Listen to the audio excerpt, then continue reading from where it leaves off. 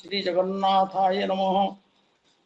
अनंत कोटि ब्रह्मांडर नायक जगतर नाथ जगन्नाथ चरण कमल ये अधमर अनंत कोटि प्रणाम। परम पूज्य गुरुदेव स्वामी शिवानंद जी महाराज चरण तले अनंत कोटि प्रणाम। परम पूज्य स्वामी चिदानंद महाराज चरण कमल अनंत कोटि प्रणाम।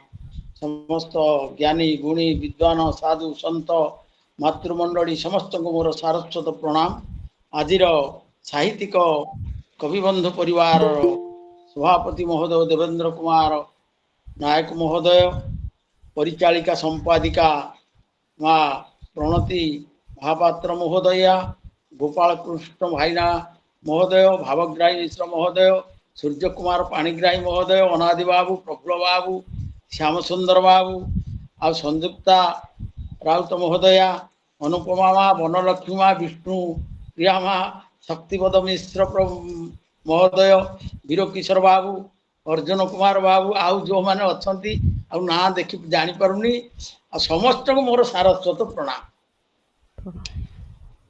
जाऊ सुंदर विषय को आम आसीचे। काली भाईना बहुत सुंदर आलोचना करथिले। से आलोचना काली मु सब शुणी बहुत भल लगिला। मु से जो भाईना जमी कहते आमर भावग्राही मिश्र अच्छा, श्यामचंद्र बाबू अच्छा, ज्ञानी गुणी विद्वान सब ई मंच को आसुंच समस्ते जो भली भाव रे वक्तव्य प्रदान करुँच मु तो कही न पारे तथापि धृष्टता मार्जना करिवे। आउ जहाँ हो जय जगन्नाथ समस्त को प्रणाम। आमे पहुँच जाइए जो मानस मंथन मन को से दिन कहते आमर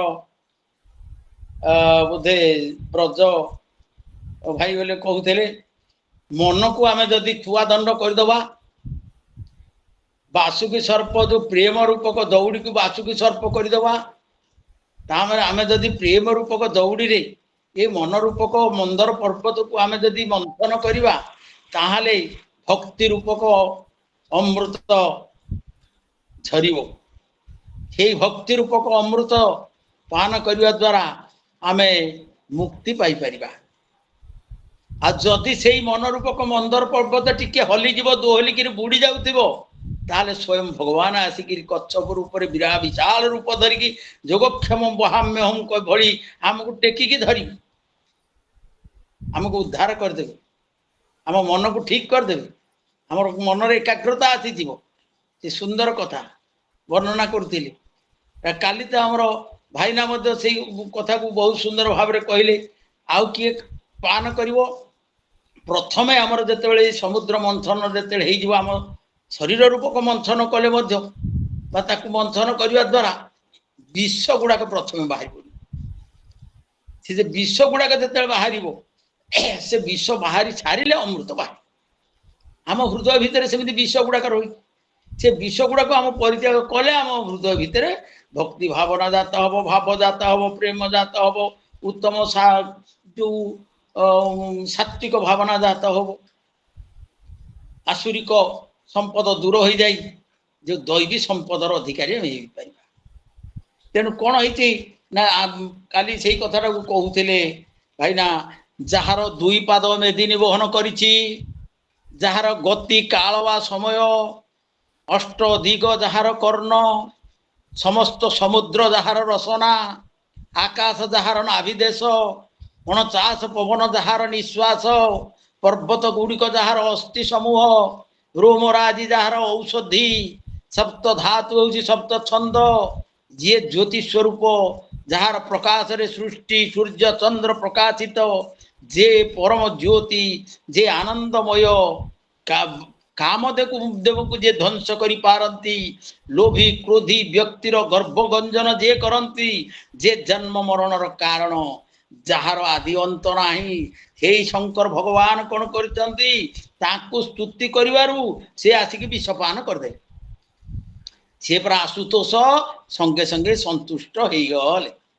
संतुष्ट हो जाइए देख भवानी प्रजांकर दुख होइला भयंकर भवानी को कहले भयंकर दुख हो गला समुद्र मंथन ये जो विष जात हो गला तेणु ता जन्म धन्य ए संसारे जे रहे पर उपकार तार जीवन धन्य जे संसार रे जे परोपकार करे जे अन्यर सेवा करे अन्न पाई जीवन दिए धनानि जीवितम चैव परार्थे प्राज्ञ उच्छ्रुदेत सन्निमिते वरुम त्यागो विनाशे नियते सती धन जीवन अनित्य या ज्ञानी गुणी माने जानती तेणु पर पाई उत्सर्ग करता तेणु माँ को कही से कौन से विषपान करदेले अच्छा विषपान कर कौन हला ना से विष को कंठरे रखीदे काली कहते नीलकंठ हो गले विष को कंठरे कहीं रखीदे आम्भे मैंने विष को कंठरे रखा प्रतिदिन आम कौन करुचे ना शिव कहीं रखिले काली भल कथा कहते से सब बेले भगवान शिव होती एक नंबर वैष्णव वैष्णव माने कौन करती वैष्णव जन तो तेने कहिए जे पीड़ पराई जाने रे पर दुखे उपकार करे तो ए मान अभिमान न आने रे लिखाई वैष्णव जन जी जे पर उपकार करत पर पीड़ा को बुझी पारती जी अपर दुख रे निज को मिसाई दिए सी हूँ वैष्णव तेणु भगवान शिव हेले वैष्णव सबु बेले भगवान विष्णु को राम को भजुता से राम राम राम बोली भजिबारु गर्भ को आ विष गला ना कंठरे रहीगला काली आपण माने से कथा शुणी शिवं कंठरे सदा राम नाम विष कर पान करने को कंठ देश रे रहीगला से विष शंकर भगवान पाई से विष अमृत हो गला तेणु नाम प्रभाव जान सियनी को कालकूट पलु जिन्नमी को तेणु संसार को जी आसे ताकू मध्य विष पान करने को पड़ी थाए भगवान शंकर विष पान कले कंठरे रखीदे आमे सेमती कंठरे विष को रखीदवा उचित कहीं आम संसार को जन्म नहीं जन्म नहीं नहीं आम सबुदिन विष पान करूँ आपण मैंने लक्ष्य करंतु आमको आम पुओ झील कौन कहीदेले आम मनरे दुख जात होला सी है विष आमको किए निंदा कला मनरे दुख होला सी है विष आमको किए अपमान देला सी है विष विभिन्न प्रकार सामाजिक राजनैतिक विभिन्न ताप तीनिटा अच्छी ता जो आम मनरे विषाक्त हो जाउची मन तेणु सबुदिन जदि आम विषाक्त होचे कंठरे विषाक्त आम यही कंठरू बाहर को विष को काढ़िले शत्रु सृष्टि हे भीतर को विष नहीं गले आम निजे ही विनाश हवा तेणु आम यही कंठरे विष को बा जो टेंशन कहूचे जो आमर मन विषाक्त हो जाउची ताकू आम कंठरे रखीदबा तेणु किमिति रहिबो कंठरे खाली रखीदेले रही ना जदि आम प्रतिदिन से नाम को नौथिबा नाम जप करुथिबा नाम जप दुर्लभ संजीवनी नाम जप गोटे दुर्लभ संजीवनी यदि शरीर मन को निरोग करने को आम चाहिबा ताले जप प्रक्रिया को आम साधन करिया जप प्रक्रिया केमिति साधना नीरव साधना करंतु जप प्रक्रिया को यदि नीरव साधना करिवे से संजीवनी है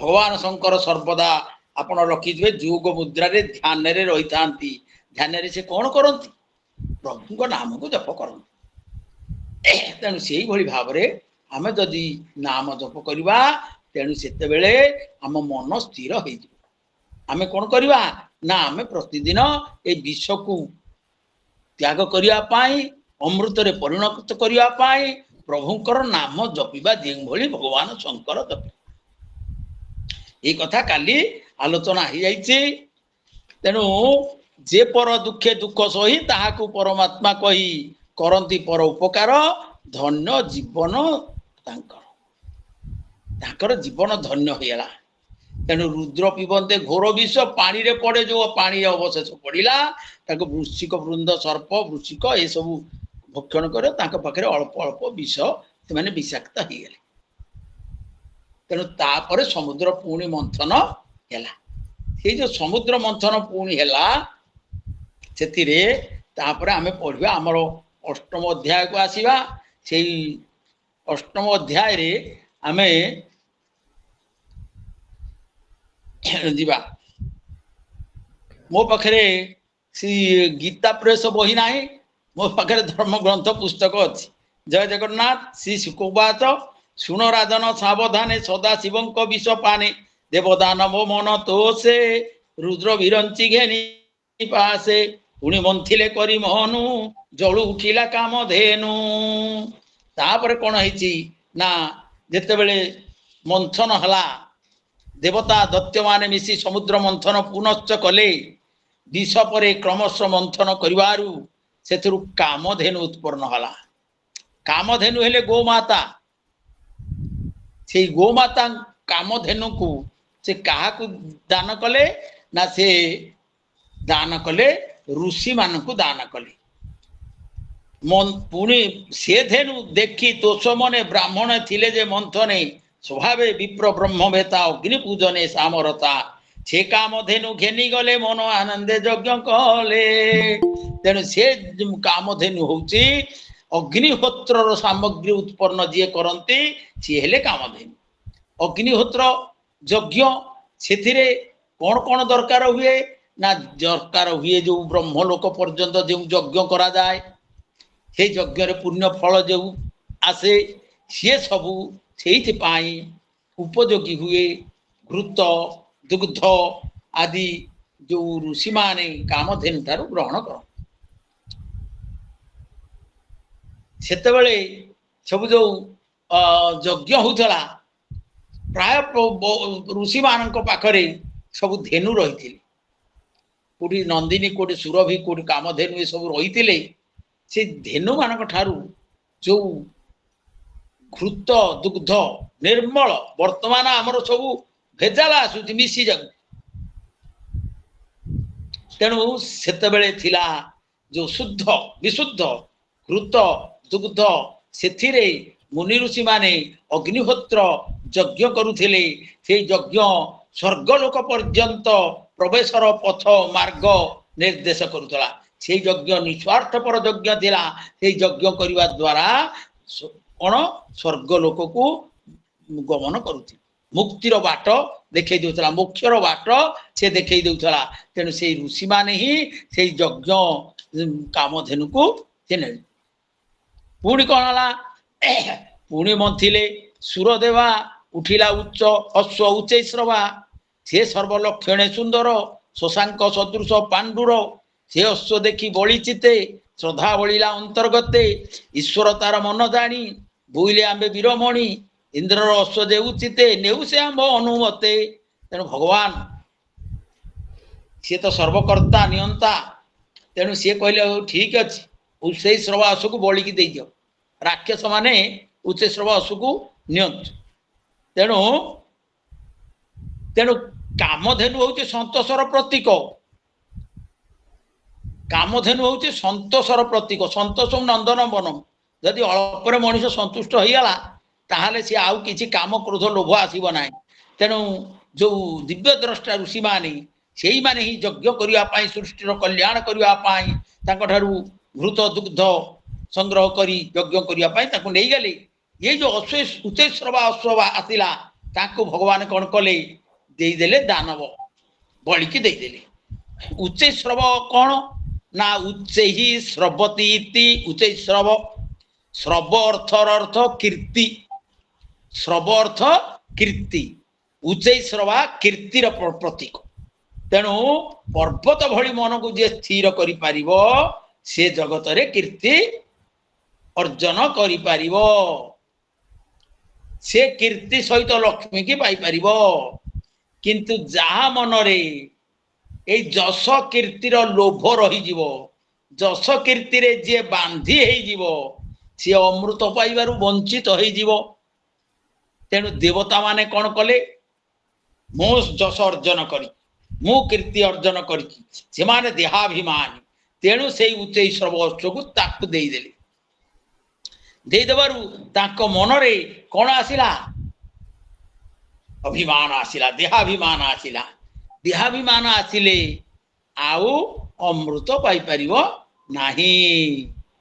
तेणु साधना लब्ध जो पुण्य से क्षय हो जिते जश कीर्ति तुम अर्जन कर जश कीर्ति अर्जन करने द्वारा जो देहाभिमान सृष्टि हम ताद्वारा तुम्हें जो साधना लब्ध पुण्य अर्जन कर पुण्य आस्ते आस्ते क्षय हो मान प्रति जे मोह कला तार आउ भगवान को प्रति मोह आसब ना जे देहाभिमानी सी आउ भगवान को प्रति तार मोह आसब ना तेणु से कौन हम जार मन उच्च श्रवा कीर्तिर मुहरे आसक्त हो जाउछि ताकू अमृत मिलिबो नाही।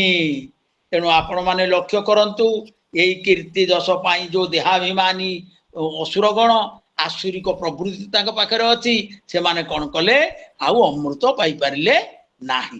तेणु भगवान कोन कले सुविधा देखि से उच्च श्रवा अश्व को ताकू देई देले। तापर कोन हला ईश्वर तार मन जानी बोले आंबे वीरमणि देले। तापर कहले चतुर दंड पुणी मंथिले तोष चित्ते उठिला गज ऐरावते। तेणु आनंदर सहित से माने कौन कले ना सी तो कामधेनु नहीं गले उच्च श्रवास देदेले ये दी पाख टे आनंद हो गले आनंद हो गले जमीती। तेणु पुणी मंथिले तोष चित्ते उठिला गज ऐरावते गोटे ऐरावत हस्ती उठिला। से ऐरावत हस्ती केमिति ना चतुर दंड शोभाकर कैलास पर्वत आकार इंद्र गज दे शोभावे तेणु से नदेले दानवे से गज इंद्र आवरिले पुणी मंथन जाई कले। से ऐरावत हाथी है श्रेष्ठ हाथी साधारण हाथी से नथिला दंते चतुर्भी तार चारोटी बड़ बड़ दांत थिला से हाथीर श्वेताद्रे श्वेताद्रे हरन भगवत महिम आउ कौन होता श्वेत अर्द्रे एला उज्ज्वल वर्ण आउ श्वेत वर्णर कैलास पर्वत परि शोभा धारण करथिला से ऐरावत हस्ती तार चारोटी बड़ बड़ दांत थिला आउ उज्ज्वल वर्ण थिला श्वेत वर्ण कैलास पर्वत भली से शोभा धारण करथिला। से दिव्य श्रेष्ठ हाथी को देवराज इंद्र को समर्पण करागला। ऐरावत हस्ती होउछि आपण माने लक्ष्य करंतु ऐरावत हस्ती होउछि सूक्ष्म दृष्टिर प्रतीक। कहीं कि हस्तीर आखि गुड़ाक सबुठारु छोट आपण लक्ष्य करिथिबे छोट छोट आखि सूक्ष्म दृष्टि है आत्मदृष्टि स्थूल दृष्टि है देहाभिमान सूक्ष्म दृष्टि है अमृत दृष्टि। आमे जदि सूक्ष्म दृष्टि रे चाहिबा भगवान को आमे पाई परिबा।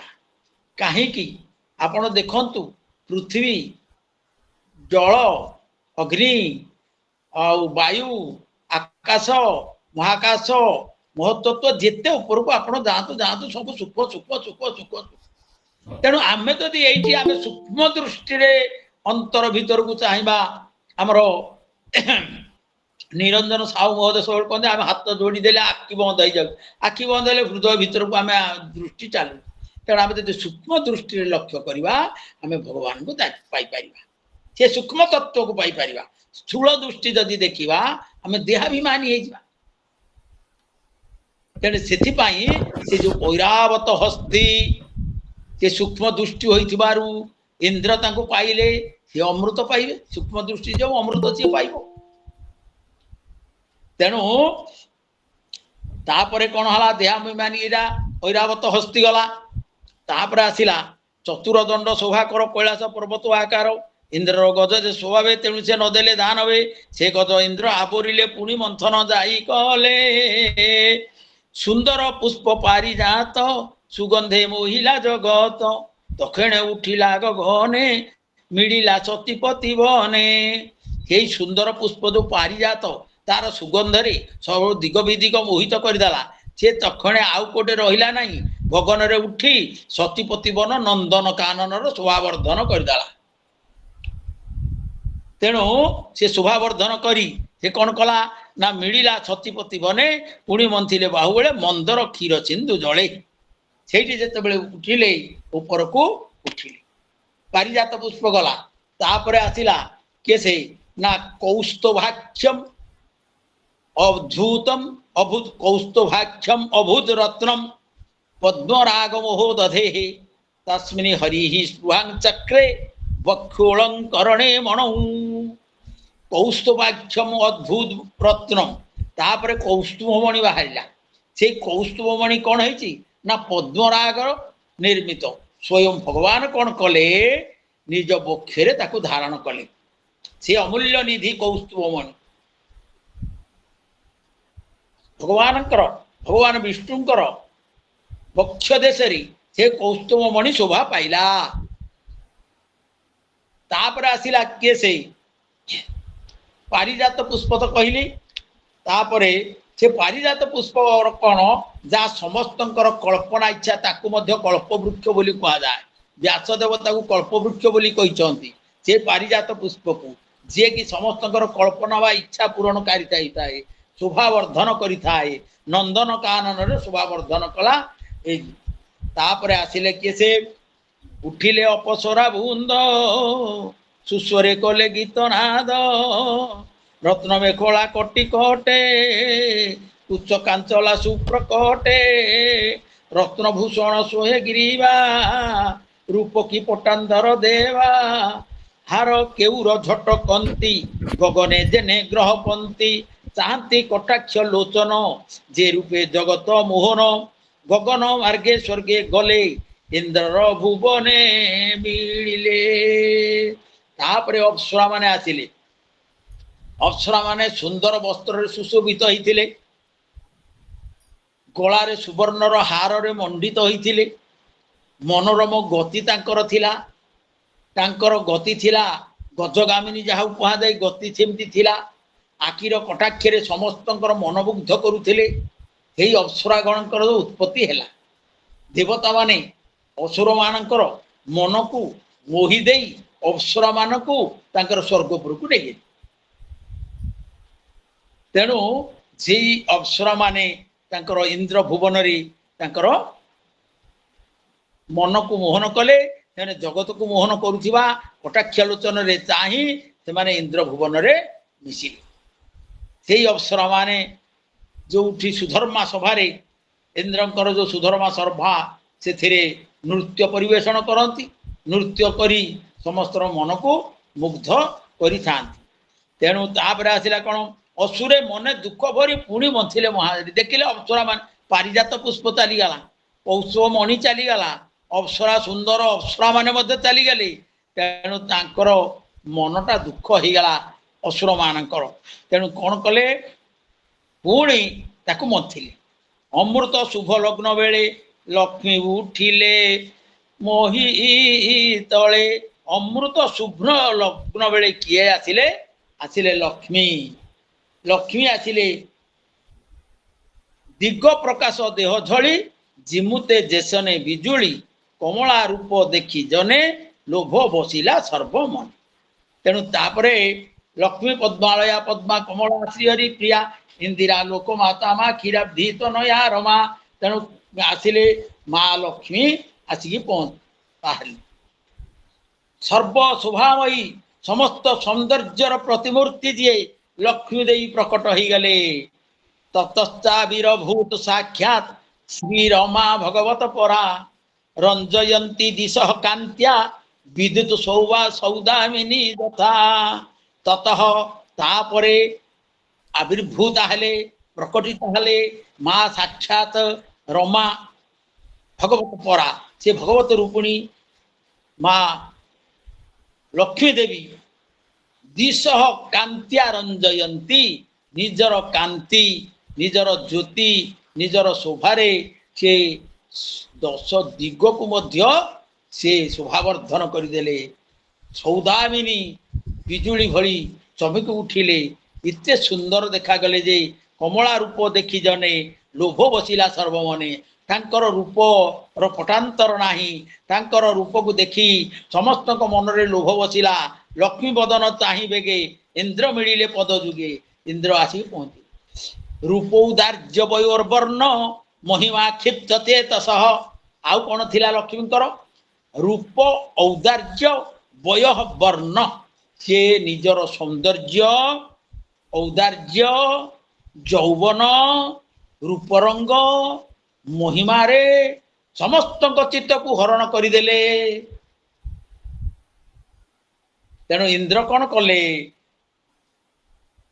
रत्न आसन भेगे आनी जही विजय कमलिनी इंद्र बसवा तांकु उत्तम आसन प्रदान कले रत्न सिंहासन देले आउ कौन कले ना मृत्युमत्य सरिति श्रेष्ठा हेम कुंभेर जलौ सूची जाह्नवी नदी आदि जेते सर्वे मिलिले पाद गते सुवर्ण कुंभे नीर भरी मुनिए रहिले आवरी कौन है ना मृत्युमत्य सरिति श्रेष्ठा सरिति अर्थ नदी श्रेष्ठ नदी माने मूर्तिमान अर्थ आविर्भाव होई तांकर अभिषेक पाई सुवर्ण कलशरे जल पूर्ण करी उपस्थित हो गले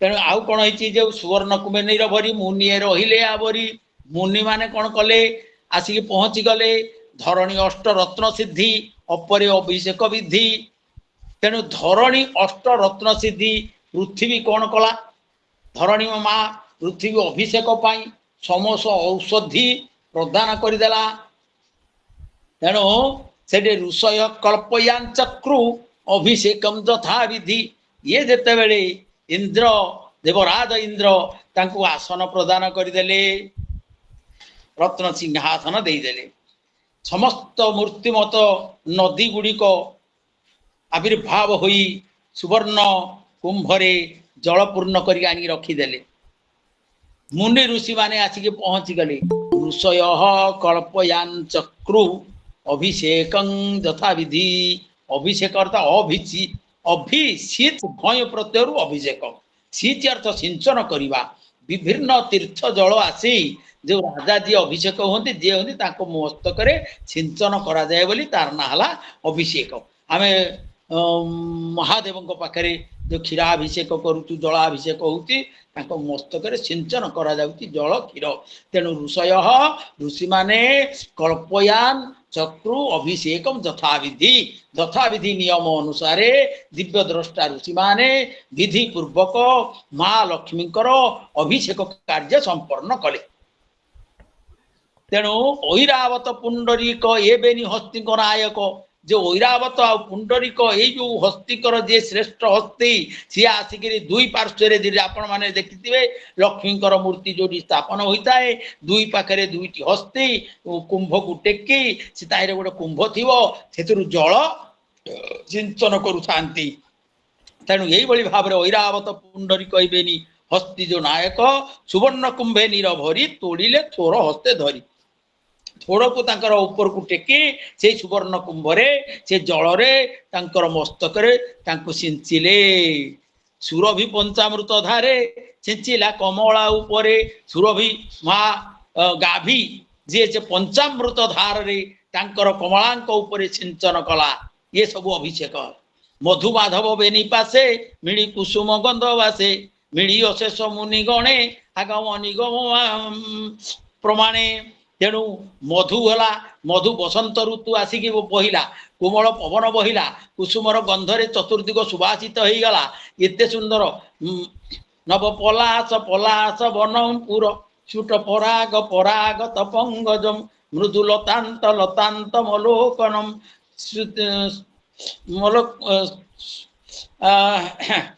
नव पलास पलास वनपुर छुट पराग पराग तपंकजम मृदुलतांत लतांत मलोकयन ससुरभिंग सुरभिंग सुमनो भरई माघरे वर्णना कराई यार कौन आमर बसंत ऋतु तेणु जिते सुंदर पुष्पर वासना आसीगला बसंत ऋतु मलय पवन बहिला मधुरया मधुबोधित माधवी मधु समृद्धि समेधित मेधया तेणु से मधुमास आसीगला तेणु जिते महालक्ष्मी आसुंच केते प्रकार अभिषेक तेणु ये आसला मिली अशेष मुनि गणे आगम निगम प्रमाणे समस्त दिव्य द्रष्टा ऋषि माने कौन कले ताकर जो अभिषेक कार्य आरंभ करदेले निगम आगम निगम प्रमाण वेद उपनिषद ये जो आमर रही तार नियम विधि विधान अनुसार जो मंत्र पाठ करी से माने कौन कले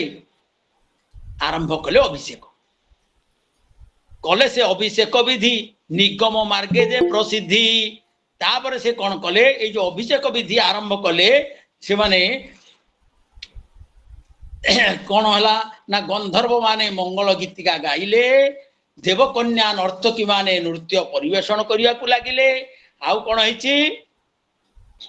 मेघा मृदंग प्रणव मुरजा अनक गोमुखान व्यनादयन शंख वेणु वीणा तुमुल निस्वनान मेघा मेघ माने कौन कले मृदंग प्रणव मुरजा अनक गोमुखान मेघ समस्त कले से सदेह आसीगले मेघ मेघ माने कौन कले सदेह आसिकी देह धारण पूर्वक आसी मृदंग बजेले डमरू बजेले ढोल बजेले नागरा गोसिंगा शंख वेणु वीणा उच्च स्वर बजेवा को लगे तेणु मेघ आसिले घड़कड़ी चढ़चड़ी होनी से नाद हो बाहागर बाण फुटिला भाया हो तेणु से कले तेणु तापर माता लक्ष्मी कलम कमल पुष्पर वर्णमाला धरी सिंहासन उपर उपवेशन कले से कौन है गंधर्व कले गीत नाद नाचंती अपसरा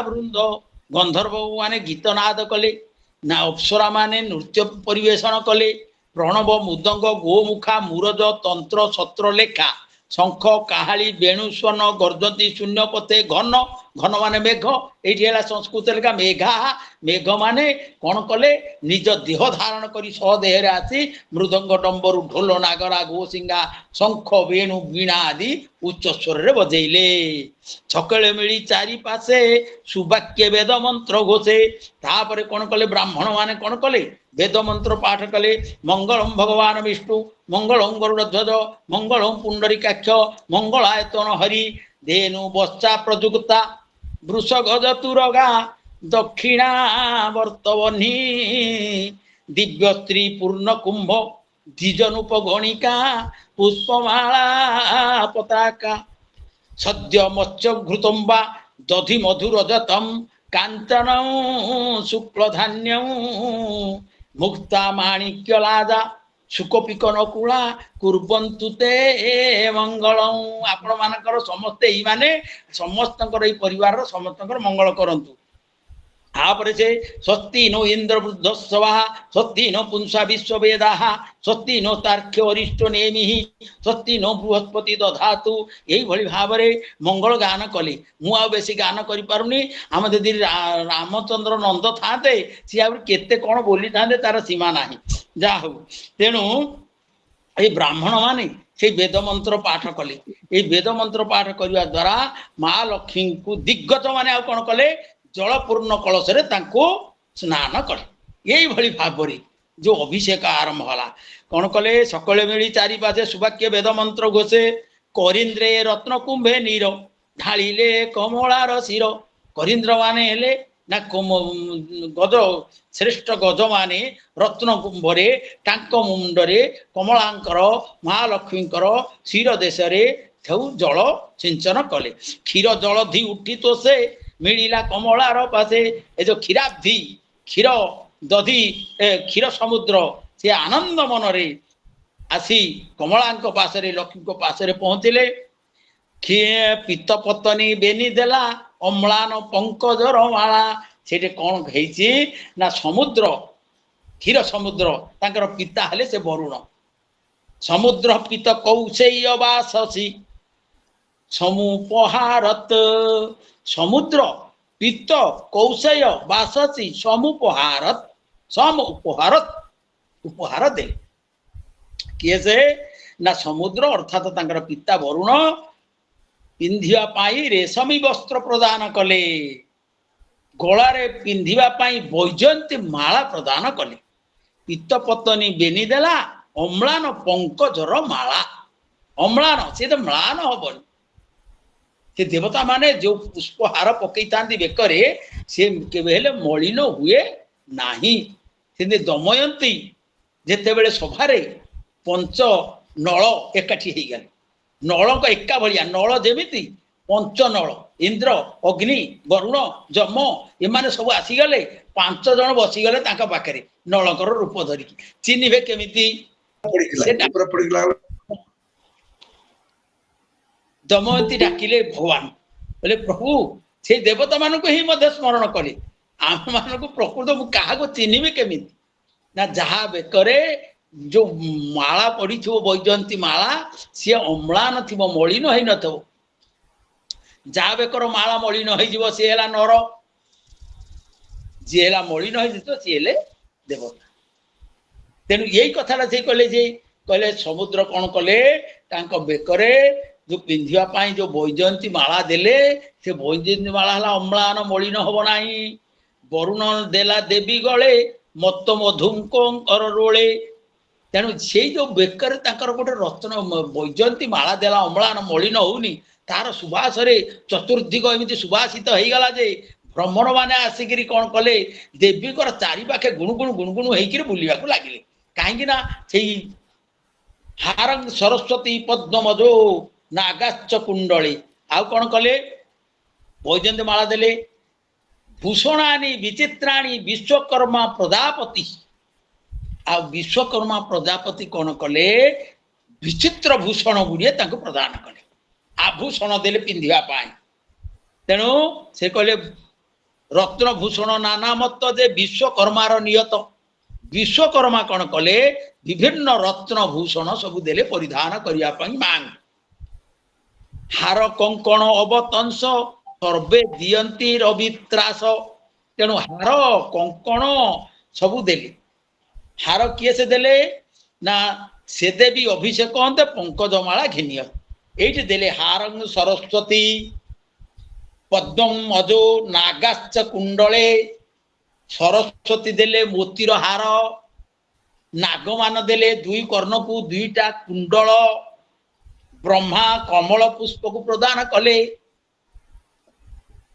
ये सब किए कौन देले आपण माने मन लक्ष्य कले आपण वरुण देले वरुण पिंधा रेशमी वस्त्र देले गलार पिंधा अम्लान वैजयंती माला देले आउ कौन कले ना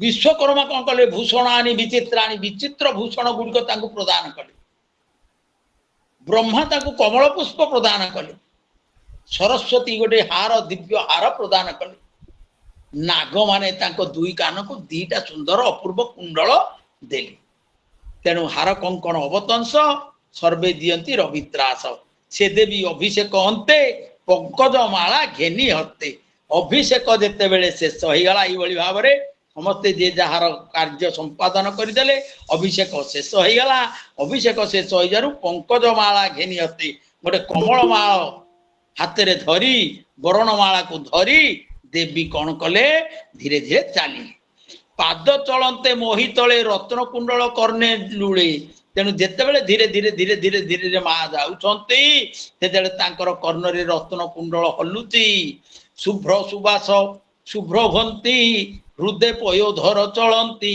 मुक्ताहार कुच शिखे कुंकुम लेपन सुरेखे बक्ष देश मुक्ताहार शोभा पाउची घरणे लुड़ित नूपुर सुस्वरे दिशई सुंदर पादरे जो नूपुर दीटा अच्छी सी जिते चली जाऊँगी तार जो ऋणु झुणु शब्द कर्ण को अत्यंत शोभावर्धन कर कर्ण को भल शुणा जाऊ पथे चलते जगन्माता रूपे कि दिशे हेमलता सत्य जिते जगत माता पाचरे चाली चाली धीरे धीरे वर्णमाला को धरिकी जाऊँच सत्य कि गोटे हेम सुवर्णर लता सत्य चलुची कि यही भली प्रतीयमान होती तेणु अशेष ब्रह्मांड कारण हरि चरणे मन देई अनंग लोचने अनाई काम दीपक कटाक्ष लोचन रे माँ चाहिदेले अशेष ब्रह्मांडर कारण ब्रह्मा जन्मई जा चरण यद्यपि कन्या रूप धरे मन न रहे अन्न बरे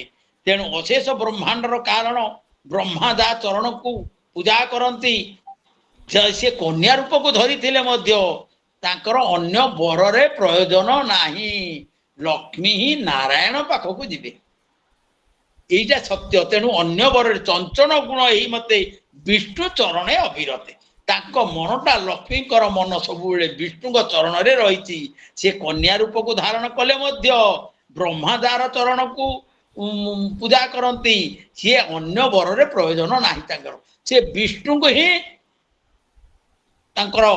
लक्ष्य हूँ विष्णु पाखे तेणु ये गोटे अच्छी गोविंद गले माला दे कि गोटे सुंदर वर्णना है कौन लक्ष्मी हाथ में वर्णमाला धरी मन लाखी पात्र खोजा गले ये जो अभिषेक सरला कौन है जाती कौन कर लक्ष्मी को समस्त महर्षि मान मंडप को नहीं महर्षि मान मंडप को जिते नहीं लक्ष्मी देखी महर्षि मान सी भावी महर्षि मान सर्व विकार रहित ऋषि मान होती विकार रहित पाखे काम क्रोध लोभ मोह मद माश्चर्य विकार यही सब किसी ना तेणु सर्वगुण संपन्न होते साधारण धारण न थाए ऋषि माने ज्ञानी होते उत्तम तपस्वी होते क्रोधी अटंती ऋषि माने होती क्रोधी तेणु सांगे सांगे अभिशाप देदेवे से ऋषि माने तेणु ठारू से दूरे चलीगले आउ कौन कले ना देवसेवा को गले देवसेवा जो देवता मान को देखिले देवता मान को देखिले सबर गुणर अधिकारी होते देवता माने से माने अत्यधिक कामी भोगी होती देवता मान तेणु से कौन कले से फेरिकी आसिले महालक्ष्मी फेरी आसिले पहुँचले कौटे ना मार्कंडेय पाखे पहुँचे महर्षि मार्कंडेय थिले बहुत सुंदर तांकर आयुष थिला असीम तथापि से कौन करथिले जोग मुद्रा रे आखि बंद करी से ध्यान रे बसी थिले भगवान तेन मार्कंडेय ऋषि कहउछंदी मु कोन तुमको ग्रहण करि परिबी मो प्रभु अछंती मो प्रभु जते बेले तुमको ग्रहण करिवे सेते बेले मु आखि खोलिबी एवं तुमको प्रणाम करिबी मो भक्ति गदगदरे से जोग मुद्रा रे से रहितन तेणु लक्ष्मी आसिले कोठे की ना मार्कंड मुखर आसी गोविंद गले माला दे सल्लजे चौदिग चाही तेणु सी कौटी देले माला ना गोविंद गलारे माला देदेले गोविंद होती भगवान विष्णु जे कि जगत पिता प्रभु नारायण जगत जननी माता लक्ष्मी को निज वक्षस्थल सर्वदा निवास करी तेणु कौन हला ना गोविंद गले माला दे सलजे चौदिगे चाही कोले बसिले जगन्माता जे जीव जीवनर दाता गोविंद कोले लक्ष्मी देखी असुरे मंथन उपेक्षी तेणु कौन कले जगत पिता जगत प्रभु नारायण सचिदानंद घन भगवान माता जगत जननी माँ लक्ष्मी को निजर वक्षस्थल स्थान देदेले तेणु कौन है यही समय गोविंद कोले लक्ष्मी देखी असुरे मंथन उपेगी तुरी मर्दल शंख स्वन नृत्य उत्सव घन घन तेणु समस्ते कौन कले देवता असुर समस्ते शंख भेरी तुरी मृदंग आदि सब बजाई नाचिबा को लागिले गंधर्व अप्सरा प्रभृति नृत्य करने को लगिले ब्रह्मा रुद्रंगिरो मुख्या सर्वे विश्वसृजो विभूम ब्रह्मा रुद्र अंगिरा प्रभृति ऋषि माने पुष्पवृष्टि करने सहित भगवान गुण स्वरूप लीला कीर्तन करने को लगिले मंत्र स्तुति आदि गान कले तेणु सकल ब्रह्मा शंकर आदि जेते तक्षणे मिलिले समस्ते सकल देव मोद भरी आनंदे पुष्प वृष्टि कर तेणु ये समस्ते ब्रह्मा रुद्र अंगिरा प्रभृति ऋषि माने समस्ते गुण कीर्तन कले स्वरूप कीर्तन कले लीला कीर्तन कले मंत्र स्तुति कले तेणु पुष्प वृष्टि कर तेणु ब्रह्मा शंकर आदि देवे लक्ष्मी गोविंद तोष सर्व नाई सकल देव मोद भरी आनंदे पुष्पवृष्टि करी लक्ष्मी कटाक्ष देह लगी सर्वे हुईले मुख्य भागी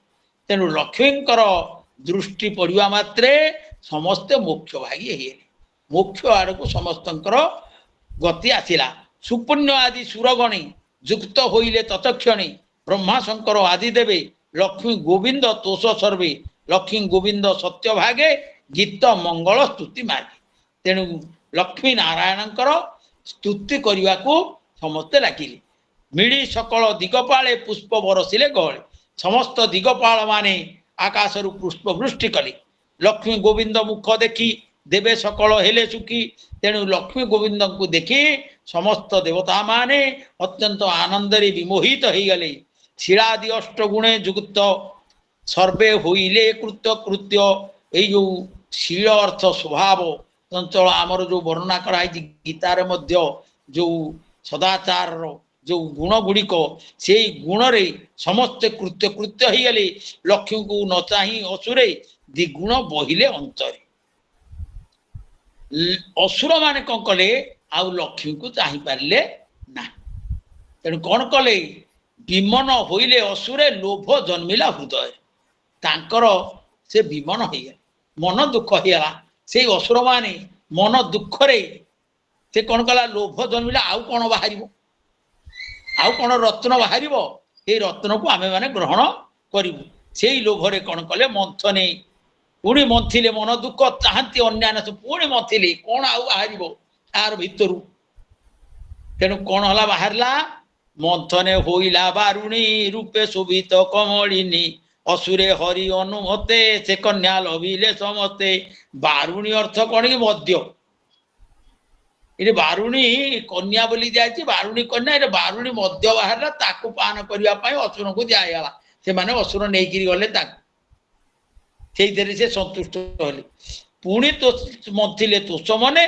पौरुष हरस बदने पुणी कौन कले आनंद मन रे पुणी जिते समुद्र को मंथन करिछंती अद्भुत पुरुष पूजे तेज सकल रूप गंधे हस्तिर शुंड प्राय होई लंबे उदंड भुज दुई सुंदर कंबु ग्रीवा साजे अरुण लोचन विराजे तापरे आसीचंती किए से ना अद्भुत पुरुष गोटे से उत्पत्ति हैला सेही अद्भुत पुरुष जी उत्पत्ति हैला से कौन एतस्मिन् अंतरे विष्णु सर्वोपाय विधीश्वर भूल आगु पढ़ी अद्भुत पुरुष उपदे तेज सकल रूप गंजे तेणु से अद्भुत गोटे पुरुष जाता है सी तार रूप समस्त रूप को निंदा करुला हस्तिर शुंड प्राय होई लंबे उदंड भुज दुई माने लंब भुज आधानुलंबित भुज सुंदर कंबु ग्रीवा साजे अरुण लोचन विराजे अरुण लोचन एवं तांकर कंठ ग्रीवा अत्यंत सुंदर थिला श्याम तरुण वर्ण सोहे रत्न भूषण जनमोही तेणु श्यामल वर्ण एवं रत्न भूषण मंडित हृदय लंबई वनमाल सुंदर अलका कपड़ हृदय वनमाल शोभित पीत वसन कटी परे कुंचित केश बहे चिरे तेणु से पीत वसन परिधान करिथिबा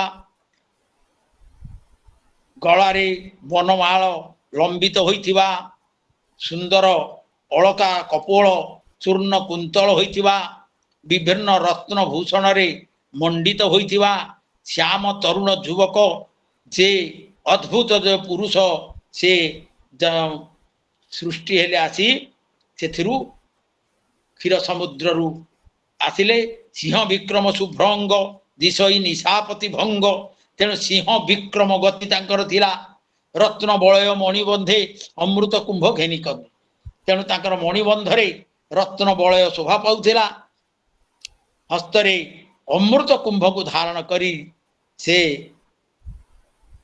क्षीर समुद्र मध्यरु बाहरिले समुद्र मंथन मध्यरु बाहरिले से रूपे नारायण अंशे धन्वंतरी रूपे परकाज से नारायण अंश रे सृष्टि होइतिले प्रकट होइतिले तांकर नाम थिला धन्वंतरी तेणु मंथन रु अमृत उत्पन्न होवाला केमिति ना भगवान धन्वंतरी अमृत कुंभ धरी ता बाहर को बाहरी आसिले तेणु जितेबाला सी तांकर शोभा तो कहली सुंदर भाव रे तांकर शोभा वर्णना करा जायछि तेणु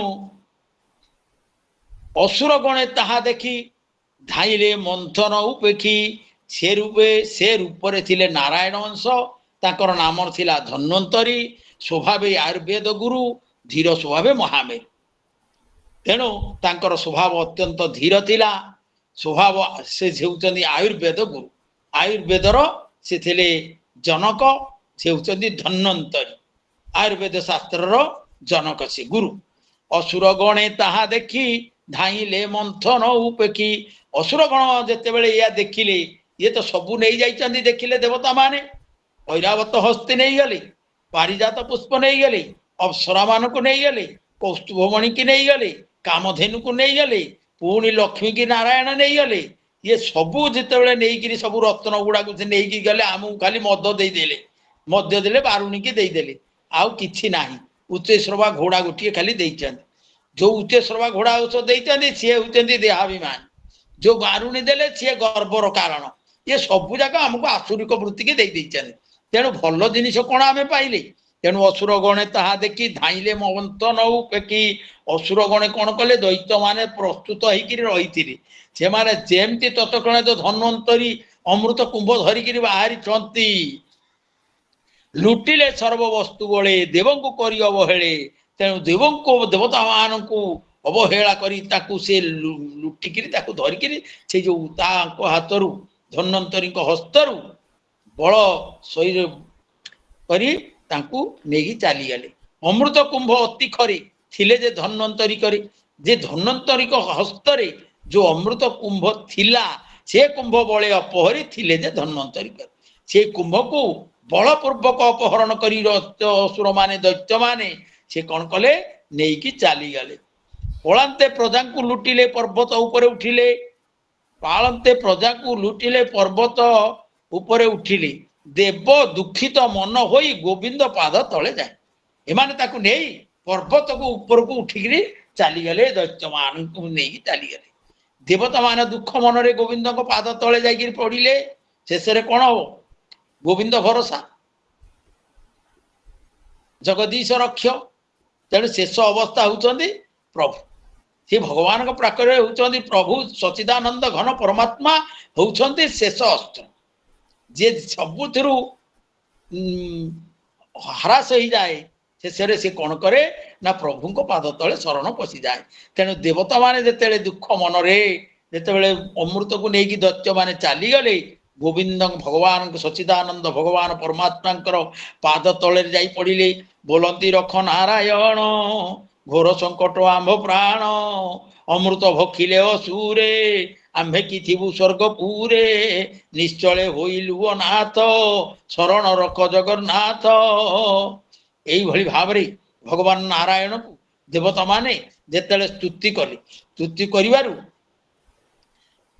ଭଗବାନ କଣ କଲେ? ଏମନ୍ତ ଦେବଙ୍କ ବିକଳ ଦେଖି କହନ୍ତି ଆଦି ମୂଳ। ଯିଏ ଆଦିର କାରଣ, ଯିଏ ସର୍ବ କାରଣ କାରଣ, ଯେ ହିରଣ୍ୟ ଗର୍ଭ ସମବର୍ତ୍ତ ଦାଗ୍ରେ ଭୂତସ୍ୟ ଦାତ ପତିରେକ ଆସି, ଯିଏ ହଉଛନ୍ତି ହିରଣ୍ୟ ଗର୍ଭ, ଯିଏ ସମସ୍ତ ଭୂତ ମାନଙ୍କର ପ୍ରାଣୀ ମାନଙ୍କର ସୃଷ୍ଟିକର୍ତ୍ତା, ଯିଏ ସର୍ବପ୍ରଥମ ଆଦିରୁ ରହିଛନ୍ତି, ସେଇ ଆଦି ମୂଳ ଯିଏ, ସିଏ କଣ କଲେ? এই দেবতাঙ্কর বিকল দেখিকিরি এভাবে পরম আনন্দ ভক্ত বৎসল আদি কন্দ বলন্তি শুণ দেবতায়ে চিত্তে ন কর তুম্বে ভয়ে।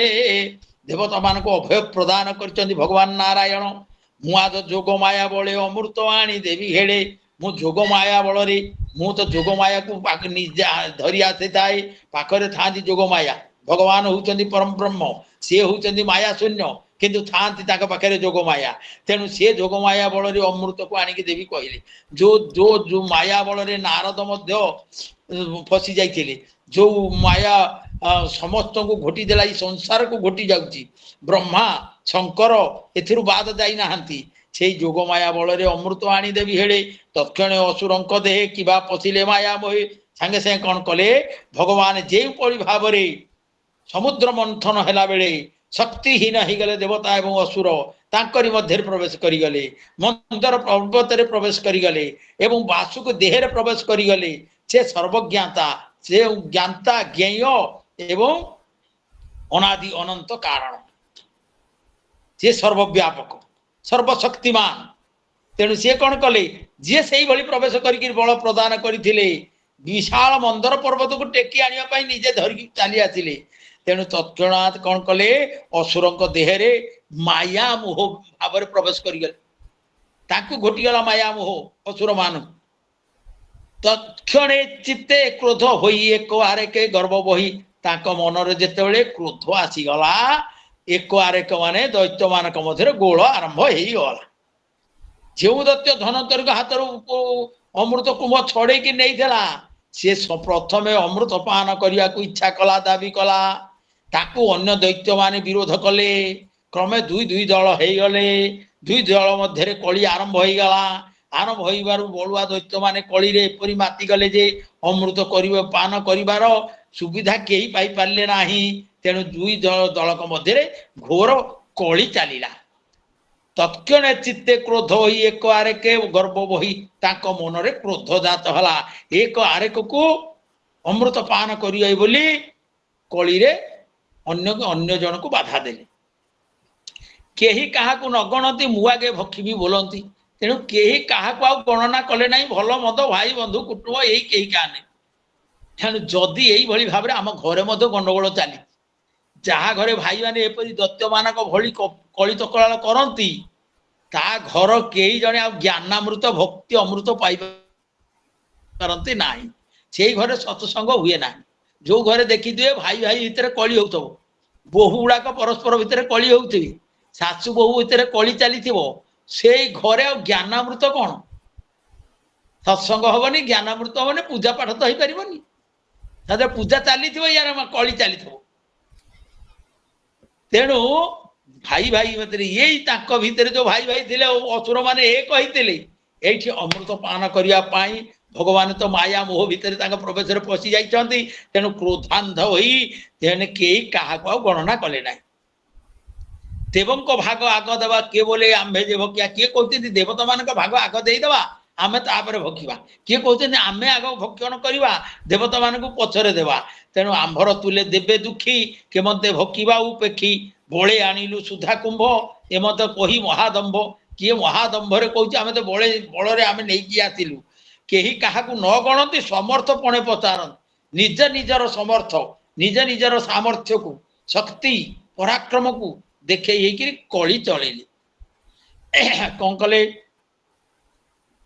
कहीं क्या न गणती समर्थपणे पचारती मध्य अमृत कुंभ थोई विष्णु माया रे मनमोह तेणु मझिरे कुंभ को सुधा कुंभ को अमृत कुंभ को रखीदे रखीदे कौन कले विष्णु माया रे मोही होइकिरी समस्त कौन कले परस्पर भितर कली करने को आरंभ कले एमंत समय मुरारी तक्षणे माया रूप धरी स्वरूप होइले कामिनी अशेष जगत मोहिनी जगत को मोह करुथिबा गोटे एमिति कामिनी रूप को धारण कले मोहिनी रूप को धारण कले दैत्य माने मझिरे उभा हो गले कौटी उभा हेले दैत्य मानकर मझिरे उभा हो गले एतस्मिन् अंतरे विष्णु सर्वोपाय विधीश्वर जोषित रूपं अनिर्देश्यं दधार परमाद्भुतम एतस्मिन् अंतरे विष्णु विष्णु कौन कले यही समय सर्व उपाय विधीश्वर जोषित रूपम गोटे सुंदरी कामिनी रूप को धारण कले अद्भुत रूप कले सर्वज्ञ स्वामी प्रभु भगवान नारायण से कौन से न करि पारंती से अवर्णनीय कमनीय मोहिनी रूप को धारण कले तेणु स्वरूप होइले कामिनी अशेष जगत मोहिनी श्याम उत्पल स्वरूपिणी कामिनी गण शिरोमणि से समस्त युवती मानकर सुंदरी युवती मानकर शिरोमणि श्रेष्ठ भूषा से श्याम उत्पल स्वरूपिणी से एते सुंदर थिले जे सर्व अवयव सुंदर विराजे कंकण केउर तेणु समस्त अवयव तांकर एते सुंदर थिला कंकण केउर रे भूषित होइतिले सुंदर नाम गुरु सोहे कटी जे जगज्जन मोहे तांकर कटी जगज्जन को मोह करुथिला एते सुंदर उरु जुगल थिला आउ सेथिरे जो माने मोहिनी के देखुथिले से माने समस्ते आश्चर्य हो गले एवं से दैत्य माने जेतेले अपूर्व सुंदरी को देखिदेले से चकित हो गले एवं विमोहित हो गले से मोहिनी कर अपूर्व रूप सौंदर्य अपूर्व सुंदर रे से माने मोहग्रस्त हो गले। तेणु आपण माने लक्ष्य करंतु मोहर स्वरूप होची मोहिनी। आमे जो मोहग्रस्त हो जाउचे से मोहग्रस्तर स्वरूप होची मोहिनी। मोहिनी प्रति जी आसक्त हुए सी अमृत प्रति अमृत पाई पारे नाही। संसार प्रत्येक वस्तु रे जो माया घोटिकी रही आमे माने ताहा प्रति आसक्त होउचे सी हेला विष। से विष को पाइले आउ अमृत पाई परिवा नाही। तेणु यही दैत्य माने कौन कले ना यही जो मोहिनी रूप रे मोहित हो गले से आउ अमृत पाइबे कौन। तेणु सौंदर्य वस्तु रे न थाए प्रकृत सौंदर्य द्रष्टार चक्षुरे थाए आ कल्पना रे थाए वस्तु रे सौंदर्य आरोपण करिए थाए मनुष्य अमृत प्रकृत आमे देखिबा भगवान जो नारायण के इच्छा रे जो समुद्र मंथन जो हैला सेथिर अमृत बाहरला। अमृत देवगण माने पान कले होई गले अमर किंतु मर्त्य मंडल देह बही देवता होइले मर। किंतु देवता माने जदि मर्त्य मंडल जन्म हेबे से माने मृत्युवरण करंती किंतु अमृत पान करिछि माने अमर होई जाई। तेणु ये संसार होती दुखमय विश्वमय ताको अमृत आमे खोजुचु कोठी एई संसार रे मिलबो केमिति।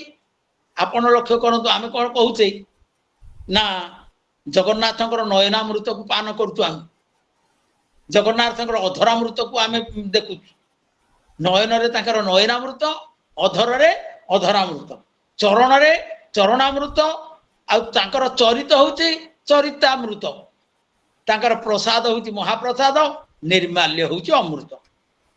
तेणु भगवत शास्त्र कौन कहते हृदय रूपम मुखे नाम नैवेद्यम उदरे हरे पादोदकंच निर्माल्यम मस्तकेयम सो अमृत। हृदय रे रूप को आमे धारण करिया भगवान कर ताले अमृतत्व होइला। मुखरे प्रभु को नाम को नेले सी नामामृत होइला। नैवेद्य को उदर रे ग्रहण कले सी हेला जो भोजनामृत होइला। निर्माल्य को मस्तक रे लगैले से निर्माल्य अमृत होइला। ये सब कले आम सब किछि अमृत होई। नाम होची गोटे अमृत। अजामिल नामे से महापापी तरी गला पुत्र नाम को जपी से नाम अमृत को जप करी प्रेम अमृत को जप करी करी अजामिल जप। आ गोटे हैला प्रेम अमृत। प्रेम अमृत कौन ना प्रेम अमृत होची गोपी माने पाइथिले। तेणु पुनश्च विश्व प्रेम गोटे होची अमृत। विश्व प्रेम कौन विश्व देख मधुमय रे जीवन विश्व देख मधुमय। तेणु विश्व होची मधुमय। जदि आमे वसुधैव कुटुंबकं कहबा ताले विश्व मध्य मधुमय होइबो अमृतमय होइबो। तेणु मनर संयम धैर्य क्षमा चोरी न करिबा शौच इंद्रिय दमन शुद्ध बुद्धि विद्या सत्य अक्रोध एगुड़िक धर्म आगे अमृत। ये अहिंसा होची गोटे अमृत। से क्षमा देवा चोरी न करिया ये मध्य अमृत। तेणु गीतामृत होची गोटे गीतामृत न शुणुति न पठति गीतामृत रूपिणी। जेतु गीता अमृत रूप को जे न करे से संसार पाई पारे नाही। आउ कौन हुए ना आपण देखिए सौंदर्य भितर अमृत रही कौटी ना भक्त कवि मधुसूदन राव कहते कोटिला वन्य निधि रे पद तू ही कि अमृत तो तनु गढ़िला भी तो रूप दर्शने मोर हृदय पुण्य आनंदे हुए अमृतमय। तेणु अमृत रहिला सौंदर्य अमृत रहिला। आउ कोटे अमृत रहिला सूर्य चंद्रमा ज्योति रे रहिला समुद्रर नीलिमा रे रहिला निर्झरिणीर संगीत रे रहिला तरुलतार श्यामलिमा रे रहिला कोकिलर कुहुतान रे रहिला पक्षी मानक कोकिल कलकल नाद रे रहिछि विद्युत लतार चमक रे रहिछि दिव्यद्रष्टा ऋषि मानकर अमृतत्व ध्वनि रे रही तेणु दिव्यद्रष्टा ऋषि माने कौन गाई मधुबाता ऋतायते मधु क्षरंती सिंधव मधुमत पार्थिवम रजह ये सबू वेद मंत्र पाठ करें मधुमय हो गला संसार। तेणु आपण लक्ष्य करंतु न देखी सुंदर कंदर्प न खाई सुआद अमृत। कंदर्प को कई देखी ना कहते कंदर्प भली सुंदर आ संसार रे कई ना मते यही जिनसटा अमृत भलिया लगिला किंतु अमृत को कई देखी ना जे सत्य शिव सुंदर परम आनंदर उपादान जे विभु कृपा जो गला सी है अमृतत्व। तेणु भगवान परमात्मा अधरम मधुरम वदनम मधुरम नयनम मधुरम हसितम मधुरम हृदय मधुरम गमनम मधुरम मधुराधिपते रकीलम मधुरम। तेणु भगवान सबकि मधुर सबकि अमृत। सुंदर श्रीमुख सुंदर श्रीभुज सुंदर चक्का नयन सुंदर अधर सुंदर आयुध सुंदर जगमोहन। तेणु सबकि सुंदर आणु मधुसूदन राय आउ गोटे कथा गाई मधुमय सृष्टि शुद्धामय सृष्टि ये सृष्टि अमृतमय हे जाग नर नारी अमृत संतति पिय से अमृत पय हे। तेणु देखंतु ये समग्र सृष्टि अमृतमय हो। तेणु हे मोर प्रिय अमृत संतान जाग्रत हुओ बोली मध्य वेद कहूची। तेणु सर्व अवयव सुंदर विराजे कंकम से जो भगवान कौन कले जे ये जो अमृत विषय मुझे कहीदेली ये अमृत कौटी थाए। तेणु भगवत जनाना कंठी भगवत जन मानकर कंठरे मध्य अमृत थाए। तेणु से कौन कले ना सर्व काम सौंदर्य वस्तुरे न थाए प्रकृत सौंदर्य थाए द्रष्टार चक्षुरे आम आखिरे थाए अमृत वस्तुरे सौंदर्य नस्ताए आम दृष्टिया जेमिति सृष्टिटा से युधिष्ठिर दृष्टि गला जगत रे समस्ते भल किंतु आउ किए से आसिले दुर्योधन दृष्टि रे आउ कहीं तेणु से जो आसिले किए से प्रेक्षणीयोत्पल श्यामं सर्वावय सुंदरम सबान कर्णाभरणम सुकपोल नशासन सुकपोल नशाननम कले प्रेक्षणीय उत्पल श्यामम। तेणु नीलकमल समान श्यामल वर्ण धारण करिथिबा श्यामल वर्ण हेले कौन सुंदर बोली कहा जाए कि श्यामल वर्ण आम गोरा लोक को सुंदर बोली कहूँ श्यामल वर्ण कौन नाई आमर शास्त्र अच्छी संस्कृत रे श्यामा श्यामा वर्ण श्यामा स्त्री मान को सुंदरी स्त्री मान को श्यामा बोली कहा जाए। तन्वी श्यामा शिखरी दशना बोली आमर कालिदास वर्णना कर मेघदूते तन्वी श्यामा शिखरी दशना प्रेक्षणा निम्न नाभि बोली वर्णना कर श्यामा अर्थ सुंदर। तेणु ये कहले नीलकमल समान श्यामल वर्ण धारण करथिबा आकर्षित अंग प्रत्यंग होइथिबा दुई कर्ण रे कर्ण फूल रे शोभित होइथिबा सुंदर कपोल होइथिबा उच्च नासिका होइथिबा रमणीय मुख होइथिबा मुखरु पद्मगंध निर्गत होइथिबा पद्मिनी नारी मानकर मुखरु पद्मगंध निर्गत हेउथाए। तेणु हेइथिबारु से कौन होइले तांको मुखरु पद्मगंध निर्गत होइथिबारु ये कौन होइछि ना चतुर्पार्श्व रे भ्रमर माने गुणगुण हेकिरि तांको गान करी बुलुथिले। तेणु सुंदर केश विन्यास पुष्पमाला रे शोभित सुंदर भुजरे बाजुबंध शोभित होइछि चरण रे नुपुर होइछि चाली गला रे ऋणुझुणु मधुर शब्द सुना जाउछि लज्जावनत मुख मंद हास मृग नयनी कटाक्ष चाहाणी रे भुवन को मोहिन करती मोह कर देउथिले। एई भली दृश्य को देखिला परे जो दैत्य माने तो आसुरिक वृत्ति तांको पाखरे तो दैवी शक्ति नहीं सात्विक गुण नहीं रजतम गुण से माने आकर्षित होइके मोहग्रस्त एई भले। तेणु उन्नत नव यौवनी यौवन भाव मध किणी रंग अधर दंत पंती हास्य बदन झटकंती उत्पल मल्लिमाल शिरे सोहे सुनील कले भरे सुग्रीव कंठ आभरण सुभेदे कंकण भूषण विराजे अंगर भूषित उदर नितंब शोभित कटी मेखला मनरंदी उत्पले मणिरंत्र गंधी चरणे नुपुर बाजेणी सीमंत मध्य सोहे बेणी तांकर पिठी रे बेणी हलुची आउ सर्वांगे भूषित भूषण भूमि विलाप विमोचन असुरंकर चित्ते हरि मोहिनी रूपे बंधा तेणु असुर मानकर चित्त को यही हरण करदेले दैत्य दानव मानकर मन को सेनापति दैत्य दानव समस्त को यही मोह करदेले से मोहग्रस्त होगले तेणु जेन आमे कौन करुचे ये संसार रे मध्य आमे माने कामिनी कांचनर मायारे होइचे जहाँ को थरे माया घोटी जाउची से भक्ति रस रूपी अमृत पाइबारु वंचित हो जाउची आमे माने भागवत को गला बेले आम निज आड़ को टिके गति करने को पड़े एथुरु आमे कौन शिक्षा पाइले ना जे कामिनी कांचन माया रे पड़ी जाए से विमोहित हो जाए ताकू एपरी माया घोटी जाए जे भक्ति रस रूपी अमृत आउ पाइबारु से वंचित हो जाए मोहिनीर माया मोहिनीर मोह थरे जदि लागिगला अमृत भक्ति रूपी अमृत आ मिल पार नाही तेणु जे संसार रे जो मोहिनी विषय सौंदर्य बाह्य वस्तु ताकू अमृत बोली भावी तारी पछरे दौड़े सी केबेले एई भगवत तत्व रूपक भक्ति रूपक रसामृत को पाई पारे नाही तेणु संसार विषय को छाड़ीदेले आमे भक्ति पाई परिबा भक्ति पाइले आमे मुक्ति पाई परिबा ताहले आमे ए संसार रूपक माया बंधन रु आमे छिन्न हो जिबा तेणु आपण देखुचंती ए दैत्य जो माने मोहिनीर माया रे पड़ी गले से माने चित्त विमोहित हो गला तेणु ब्राह्मण जगन्नाथ कहे असुरे हरि माया मोहे अमृत भक्षण पाशोरी विष्णु को रहिले आवोरी तेणु अमृत भक्षण को पाशोरी किरी विष्णु जो मोहिनी रूप धारण करथिले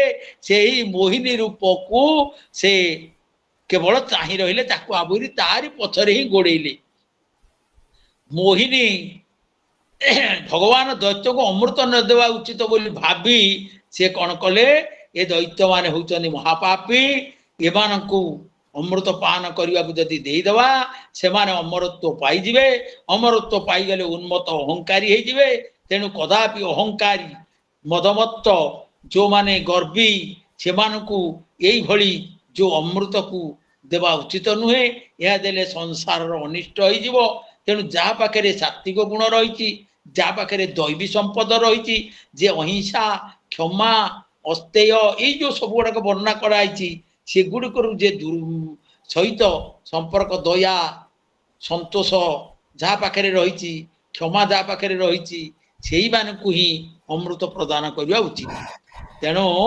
एमानकू ये जो दैत्य मानकू नदवा प्रभु स्थिर कले तेणु विष्णु मोहिनी रूपवाणी शुणी संसारू तर प्राणी इति श्रीमद्भागवते महापुराणे पारमहंस्यां सहितायां 82 अष्टम स्कंदे विष्णु मोहिनी रूप धारण वर्णने नामो अष्टमोध्याय भीमस्याविरण भंग मुनिरपि मतिभ्रम यदि शुद्धम अशुद्धम वा मम दोष न विद्यते सर्वे भवन्तु सुखिनः सर्वे सन्तु निरामया सर्वे भद्राणि पश्यन्तु माँ कच्चि दुख भाग भवे। जय जगन्नाथ जय जगन्नाथ जय जगन्नाथ। जहाँ मु कहली जहाँ क्षमा देवे जेतिकी ये अधम जानी ताकू सेतिकी मु परिवेषण कली। जय जगन्नाथ जय जगन्नाथ जय जगन्नाथ जय जगन्नाथ। प्रणाम आपन को प्रणाम। अति सुंदर कथा भितरे आपण ए जो दर्शन कथा मानव जीवन दर्शन कथा गुड़े भी रखिंट आज समुद्र मंथन जो होती भितर 10टी जिनस बाहरी जो 10टी जिनस पर अति सुंदर भाव भी आलोचना आपण करिसेंती जे आमर कामधेनु उच्चेश्रवा स्व ऐरावत हस्ती कौस्तुभमणि पारिजात पुष्प अप्सरा वृंद बारुणी जे कन्या मध्य रूपी बारुणी कन्या आउ श्यामल वर्ण रूपी जो अद्भुत पुरुष लक्ष्मी बाहरी धन्वंतरी बाहरी शेष जहाँ आपणकर वर्णना भितर आपण रखिंट धन्वंतरी आसी अमृत कुंड नहीं अमृत कुंभ धरी आउ जो अमृत कुंभ पाई ଦେବ ଆଉ ଦାନବ ଭିତରେ ଯେଉଁ ସମୁଦ୍ର ମନ୍ଥନର ଯାହା ଜିନିଷ ନେଇ ଯାଇଥିଲେ ଦେବତାମାନେ ଆଉ ଦାନବମାନେ ବଳପୂର୍ବକ ତାକୁ ଛଡ଼େଇ ଆଣିଛନ୍ତି। ଆଉ ସୁନ୍ଦର କଥାଟିଏ ଆପଣ କହିଛନ୍ତି ଯେ କାମିନୀ କାଞ୍ଚନ ମାୟାରେ ବଶ ହୋଇ ଭକ୍ତି ରୂପୀ ଅମୃତ ପାଇବାରୁ ବଞ୍ଚିତ ହେଉଛି ଏ ସମାଜରେ ଏ ସମୟରେ ମାନବ। ଆଉ ତାକୁ ଅତି ସୁନ୍ଦର ଭାବରେ ବର୍ଣ୍ଣନା କରିଛନ୍ତି। ଆପଣଙ୍କ ବର୍ଣ୍ଣନାର ସମୀକ୍ଷା କରିବା ଦୁରୂହ ବେପାର ନିଶ୍ଚିତ ଭାବରେ। ଯାହା ବି ହଉ ଆଜିର କାର୍ଯ୍ୟକ୍ରମରେ ଆପଣଙ୍କୁ ଅଶେଷ ଅଶେଷ କୃତଜ୍ଞତା ଜ୍ଞାପନ କରିକି ପ୍ରଣାମ ଜଣାଇବି। ଆମର ଆଜିର କାର୍ଯ୍ୟକ୍ରମରେ ବହୁତ ଜଣ ଯୋଡ଼ି ହୋଇଛନ୍ତି। ଆସନ୍ତାକାଲିର ବିଶିଷ୍ଟ ପଣ୍ଡିତ ପ୍ରବାଚକ ଯିଏ ଅଛନ୍ତି, ଯାହାଙ୍କୁ ଆମେ ଗତ ଅଧ୍ୟାୟରେ ବି ଶୁଣିଥିଲେ, ଆଉ ସେ ବି ଆସି ଯୋଗ ଦେଇଛନ୍ତି। ପଣ୍ଡିତ ଶ୍ରୀଯୁକ୍ତ ପଣ୍ଡିତ ଡକ୍ଟର ଲକ୍ଷ୍ମୀଧର କର ମହୋଦୟ ବି ଯୋଡ଼ି ହୋଇଛନ୍ତି। ଆଉ ବହୁତ ଜଣ ତ ଯୋଡ଼ି ହୋଇଛନ୍ତି। ଯାହା ବି ହଉ ଆପଣଙ୍କୁ କେବଳ କୃତଜ୍ଞତାର ପ୍ରଣାମ ନିବେଦନ ରଖିବି। ଆଉ ଆସନ୍ତାକାଲିର ପ୍ରବାଚକ ଯିଏ ଅଛନ୍ତି ବିଶିଷ୍ଟ କଥାଭ୍ୟାସଙ୍କୁ ବି ପ୍ରଣାମ ନିବେଦନ ରଖିବି।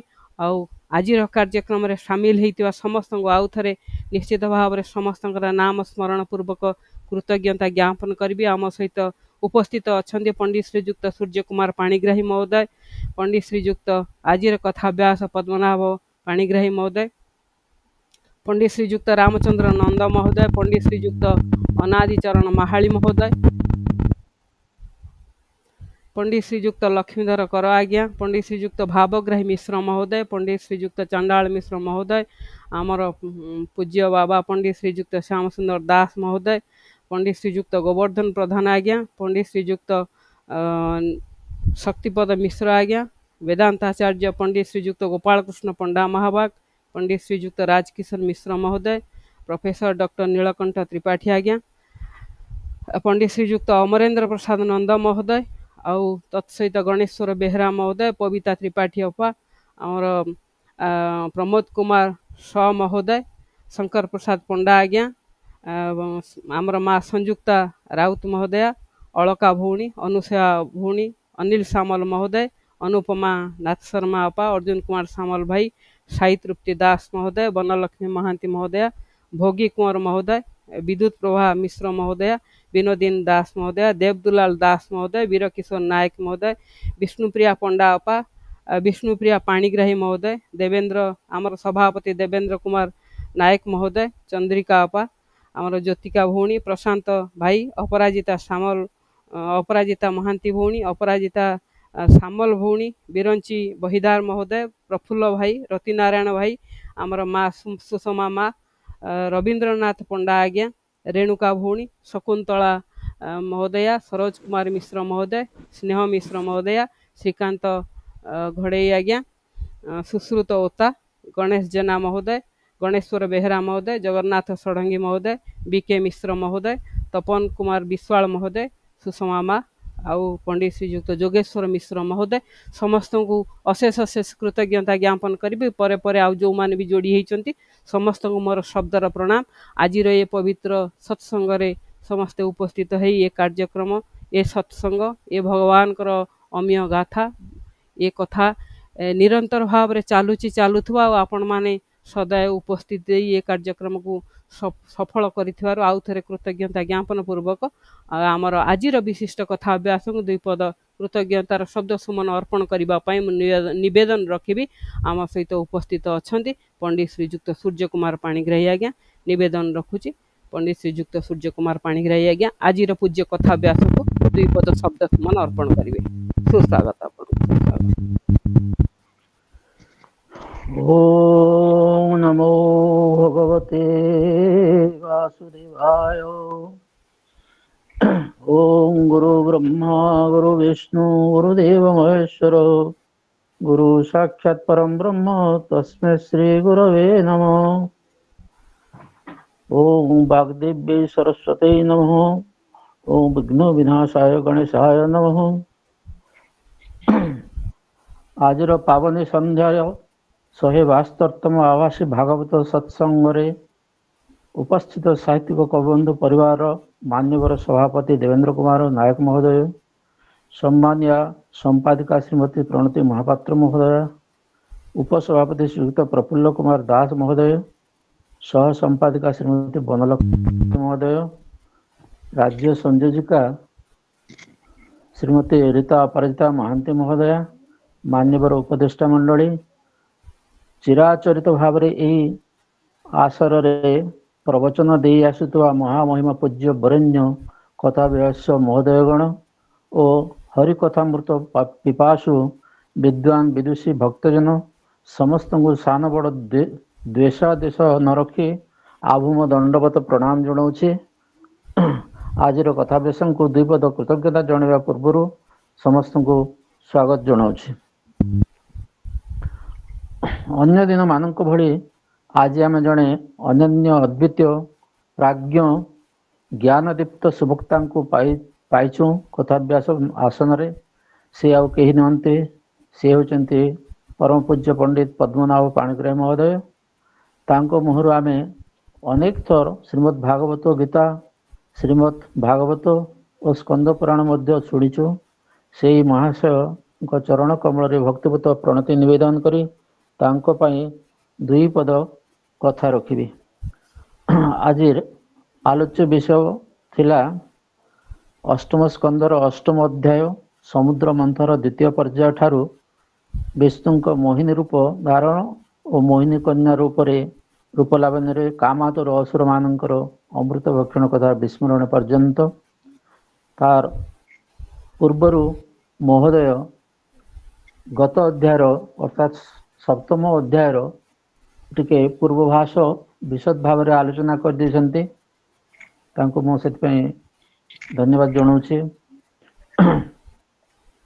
तापरे द्वितीय पर्याय जेतेबेले अमृत मंथन प्रथम पर्याय जेतेबेले अमृत मंथन हैला, शिव गरल पान करी ब्रह्मा शिवंक उपस्थित रे पुणी मंथन कले। तापरे कामधेनु उत्पन्न हेले।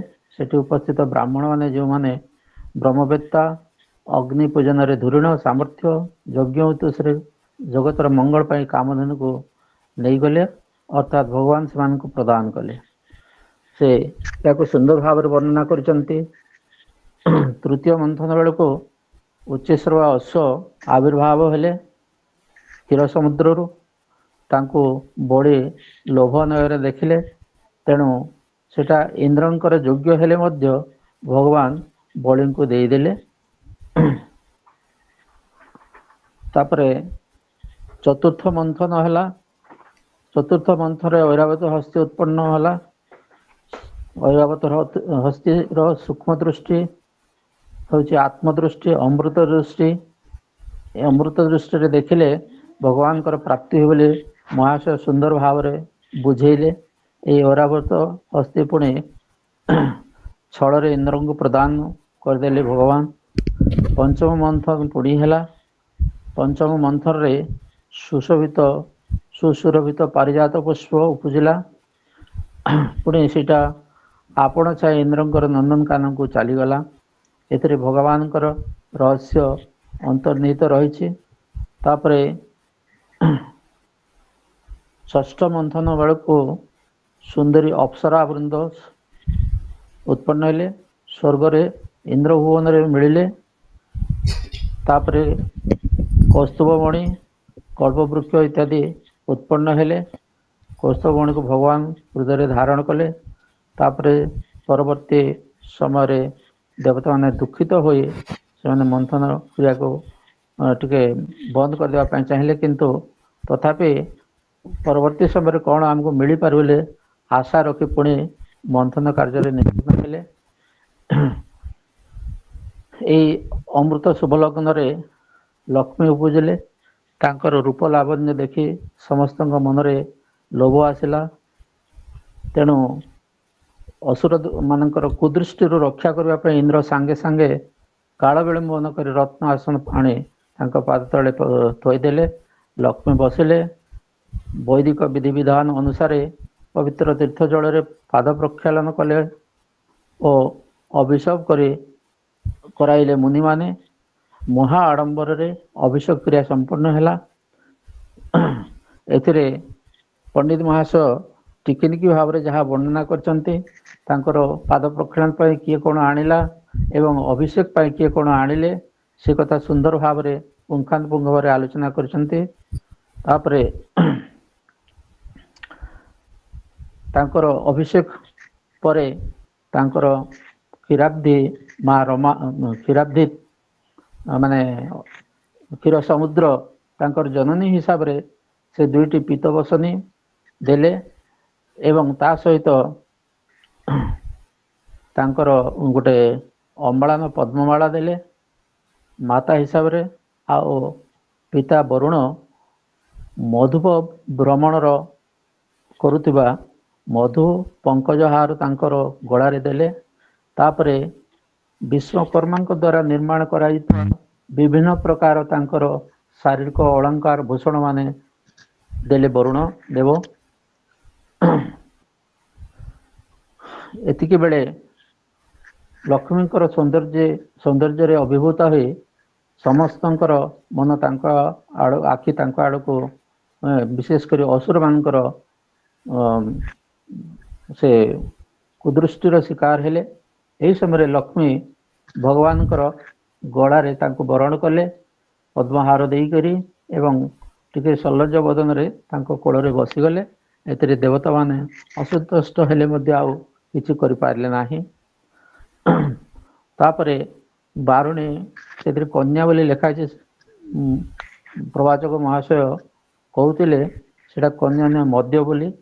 ଅତଏବ ସେ ବାରୁଣୀ ମଦ ସେମାନଙ୍କର ପରମ ପ୍ରିୟ ଜିନିଷ। ତେଣୁ ତାର ଲୋଭରେ ସେମାନେ ଆସକ୍ତ ହେଲେ ଏବଂ ବାରୁଣୀ ମଦଟାକୁ ଗ୍ରହଣ କଲେ। ତାପରେ ପରବର୍ତ୍ତୀ ମନ୍ଥନରେ ଆୟୁର୍ବେଦର ଗୁରୁ ରୂପକ ଜଣେ ଅଦ୍ଭୁତ ପୁରୁଷ ଜନ୍ମ ନେଲେ। ତାଙ୍କର ରୂପ ସୁନ୍ଦର ଭାବରେ ପଣ୍ଡିତଜୀ ବର୍ଣ୍ଣନା କରିଛନ୍ତି। ତାଙ୍କ ହାତରେ ଯେଉଁ ଅମୃତ କଳସ ଥିଲା ତାକୁ ଲୁଟି ନେଇ ଅସୁରମାନେ ପଳାୟନ କଲେ। ପୁଣି ଦେବତାମାନେ ଭୟଭୀତ ବିଷ୍ଣୁଙ୍କୁ ପ୍ରାର୍ଥନା କଲେ। ଦେବତାଙ୍କୁ ଆଶ୍ୱାସନା ଦେଇ ମାୟା ବଳରେ ଅସୁରଙ୍କ ଦେହରେ ପ୍ରବେଶ କରି କଳି ଭିଆଇ ଦେଲେ ଭଗବାନ ବିଷ୍ଣୁ। ଅସୁରମାନେ ତାଙ୍କ ଭିତରେ ବାଡ଼ିଆ ପିଠା, କାହିଁକି ନା ଅମୃତକୁ ସେ କହୁଛି ମୁଁ ଆଗ ଖାଇବି, ସେ କହୁଛି ମୁଁ ଆଗ ଖାଇବି। ଏପରି ଭାବରେ ତାଙ୍କ ଭିତରେ କଳିଗୋଳ ଲାଗିଗଲା। ଏଇଟା ଭଗବାନଙ୍କର ଲୀଳା। ତାପରେ ପୁଣି ହରି ମାୟା ରଚିଲେ, ସେମାନଙ୍କ ହୃଦୟରେ ପ୍ରବେଶ କଲେ। ତାଙ୍କ ମଧ୍ୟରେ ଏଭଳି ବିଚାର ଆସିଲା ଯେ ଦେବତା ଆମେ ତ ଭାଇ ଭାଇ ଏକା ସାଙ୍ଗରେ ସମୁଦ୍ର ମନ୍ଥନ କରି ଅମୃତ ପାଇଛୁ, ତେଣୁ ଦେବତା ଭାଇମାନଙ୍କୁ ତାଙ୍କର ଭାଗ ଦେଇଦେବା ବୋଲି କେତେକ ବିଚାର କଲେ। ଆଉ କେତେ କହିଲେ ନା ନା ତାଙ୍କୁ ଦେବା ନାହିଁ, ଆମେ ସବୁ ଯାକ ଖାଇବା। ଏହି ସମୟରେ ଭଗବାନ ମାୟା ମୋହିନୀ ରୂପ ଧରି ଆବିର୍ଭୂତ ହେଲେ। ତାଙ୍କର ଅପରୂପ ସୌନ୍ଦର୍ଯ୍ୟ ଦେଖି ଅସୁରମାନେ କାମନାର ବଶବର୍ତ୍ତୀ ହୋଇ ମଦନ ଜ୍ୱାଳାରେ ଅମୃତ ଭକ୍ଷଣ କଥା ଭୁଲି ଯାଇଛନ୍ତି। ଏହାକୁ ସୁନ୍ଦର ଭାବରେ ପଣ୍ଡିତଜୀ ବର୍ଣ୍ଣନା କରିଛନ୍ତି। ତା ସହିତ ଅମୃତର ସଂଜ୍ଞା ନିରୂପଣ କରିଛନ୍ତି। ନେତ୍ରାମୃତ କଣ, ଅଧରାମୃତ କଣ, ଚରଣାମୃତ କଣ, ଋଷି ବଚନ କିଭଳି ଅମୃତ, କୋଇଲିର ସ୍ୱର କେମିତି ଅମୃତ, ପ୍ରାକୃତିକ ଉପାଦାନର ନିର୍ଜରଣୀର କଳକଳନାଦ କେମିତି ଅମୃତ ଇତ୍ୟାଦି ତାଙ୍କ ମୁହଁରେ ଯାହା ବର୍ଣ୍ଣନା କରିଲେ କେହି ବୋଧେ ସବୁ କଥା ମନେ ରଖିପାରିଲେ, ମୋର ବି ମନେ ନାହିଁ। ଆଉ ସେଇଥିପାଇଁ ପଣ୍ଡିତଙ୍କର ତାଙ୍କର ଜ୍ଞାନ ପରିସୀମା କେତେ ଅନୁମେୟ। ତେବେ ସେଇ ଅସୁରମାନେ ମୋହିନୀ କନ୍ୟାର ରୂପ ଦେଖି ଅସୁରମାନେ ମୋହିନୀ କନ୍ୟାର ରୂପ ଯୌବନ ଦେଖି କାମନାର ବଶବର୍ତ୍ତୀ ହୋଇ ମଦନ ଜ୍ୱାଳାରେ ଅମୃତ ଭକ୍ଷଣ କଥା ଭୁଲି ଯାଇଛନ୍ତି। ଏତିକିରେ ଅଧ୍ୟାୟଟି ସମ୍ପୂର୍ଣ୍ଣ ହୋଇଛି। ପଣ୍ଡିତଜୀ ସୁନ୍ଦର ସାବଳୀଳ ଭାଷାରେ ସରସ ସୁନ୍ଦର ଶୈଳୀରେ ଆଲୋଚନା କରି ହରିକଥା ପ୍ରେମୀ ଭାଗବତ ରସ ପିପାସୁ ଗୁଣୀ ଜ୍ଞାନୀ ଭକ୍ତ ଓ ଭକ୍ତିମତୀ ଶ୍ରୋତୃମଣ୍ଡଳୀଙ୍କୁ ହରିକଥା ରସରେ ରସାଣିତ କରି ରସ ସରିତରେ ଭସାଇ ନେଇ ଭବସାଗରକୁ ତରିବା ପାଇଁ ଗୁରୁ ରୂପରେ ଜ୍ଞାନ ରୂପକ ନୌକାଟିର ମଙ୍ଗଳ ହୋଇ ଆର ପାରିକୁ ନେବାର ପ୍ରୟାସ କରିଛନ୍ତି। ଏଇଭଳି ପ୍ରୟାସ ଜାରି ରଖିଥାନ୍ତୁ। ଆପଣଙ୍କୁ ଧନ୍ୟବାଦ ଦେବାର ଧୃଷ୍ଟତା କରିବି ନାହିଁ। ଆପଣଙ୍କ ଠାରେ ଏହି ସାହିତ୍ୟିକ କବିବନ୍ଧୁ ପରିବାର ଚିରକୃତଜ୍ଞ। ଆପଣଙ୍କର ନିରାମୟ ସ୍ୱାସ୍ଥ୍ୟ ଓ ଦୀର୍ଘ ଜୀବନ ପାଇଁ ପରିବାର ତରଫରୁ କୃପାଳୁ ଭଗବାନଙ୍କ ଚରଣାରବିନ୍ଦରେ ଅଳି କରୁଛି। ଜୟ ଜଗନ୍ନାଥ, ଜୟ ଜଗନ୍ନାଥ, ଜୟ ଜଗନ୍ନାଥ। ଜୟ ଜଗନ୍ନାଥ ଆପଣଙ୍କୁ ବହୁତ ଧନ୍ୟବାଦ ବହୁତ ବହୁତ ଧନ୍ୟବାଦ ଆପଣଙ୍କୁ ବହୁତ ସୁନ୍ଦର ଭାବରେ ଆପଣ ଆଜିର ପୂଜ୍ୟ କଥାଭ୍ୟାସକୁ କୃତଜ୍ଞତାର ଶବ୍ଦ ସୁମନ ସହିତ ଅଧ୍ୟାୟଟିର ଆଉ ଟିକେ ସାରାଂଶ ଆଲୋଚନାକୁ ଆପଣ ରଖିଛନ୍ତି ଆପଣଙ୍କୁ ଅଶେଷ ଅଶେଷ କୃତଜ୍ଞତା ଜ୍ଞାପନ କରୁଛି। ଯାହା ହଉ କାର୍ଯ୍ୟକ୍ରମକୁ ଆମେ ଆଗକୁ ନେବା। ମୁଁ ଅନୁରୋଧ କରିବି ଆଜିର କାର୍ଯ୍ୟକ୍ରମରେ ଆମ ସହିତ ଉପସ୍ଥିତ ଅଛନ୍ତି ଆମର ପୂଜ୍ୟ ବାବା ପଣ୍ଡିତ ଶ୍ରୀଯୁକ୍ତ ଶ୍ୟାମ ସୁନ୍ଦର ଦାସ ମହାବାଗ। ମୁଁ ଅନୁରୋଧ କରିବି 2 ମିନିଟ୍ ଟିକେ କଥା ରଖିବେ ଆଜିର ଏଇ ଅଧ୍ୟାୟରେ। ସୁସ୍ୱାଗତ ବାବା। ପ୍ରଣାମ ପ୍ରଣାମ ଆପଣଙ୍କୁ ପ୍ରଣାମ। हरि ओम हरि ओम ହରି ଓମ୍।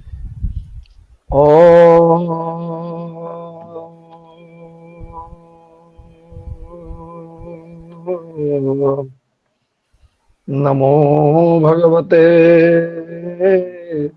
वासुदेवाय।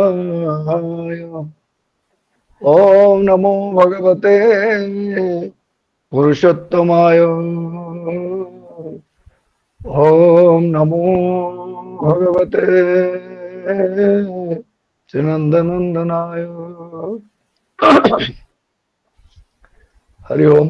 आज ये पवित्र आश्रम उपस्थित साहित्यिक कविबंधु परिवार सभापति महोदय, यशस्विनी संपादिका प्रणति माँ, अन्यान्य समस्त अनुष्ठान प्रफुल्ल बाबू ठारू आरंभ कर रीता माँ पर्यंत समस्त कर्मकर्ता वृंद, विशेषकर आज जेतक श्रोतृमंडली मध्य समस्ते तो पंडित निश्चित भाव में ये साहित्यिक कविबंधु परिवार जिते जोग दे कई अपंडित नुहति, समस्ते निश्चित भाव में पंडित, किए टी वरिष्ठ किए टी कनिष्ठ। तेणु जेते अच्छी समस्त को पंडित गोपाल कृष्ण पंडा महोदय ठारू आरंभ कर पंडित पद्मनाभ पाणिग्राही जी एवं एठी पंडित लक्ष्मीधर करंक ठारू आरंभ कर पंडित रामचंद्र नंद पर्यंत गोवर्धन प्रधान पंडित महोदय ठारू आरंभ कर जेते जेते अच्छी समस्त को प्रणाम जनाऊँ।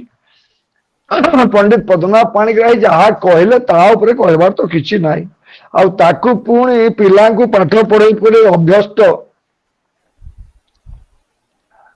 सूर्य कुमार पाणिग्राही महोदय खिन्न भिन्न करी तन्न तन्न करी सबु किछि तो कहीदेला परे एथिरे बोधे आ किछि कहबार नाही।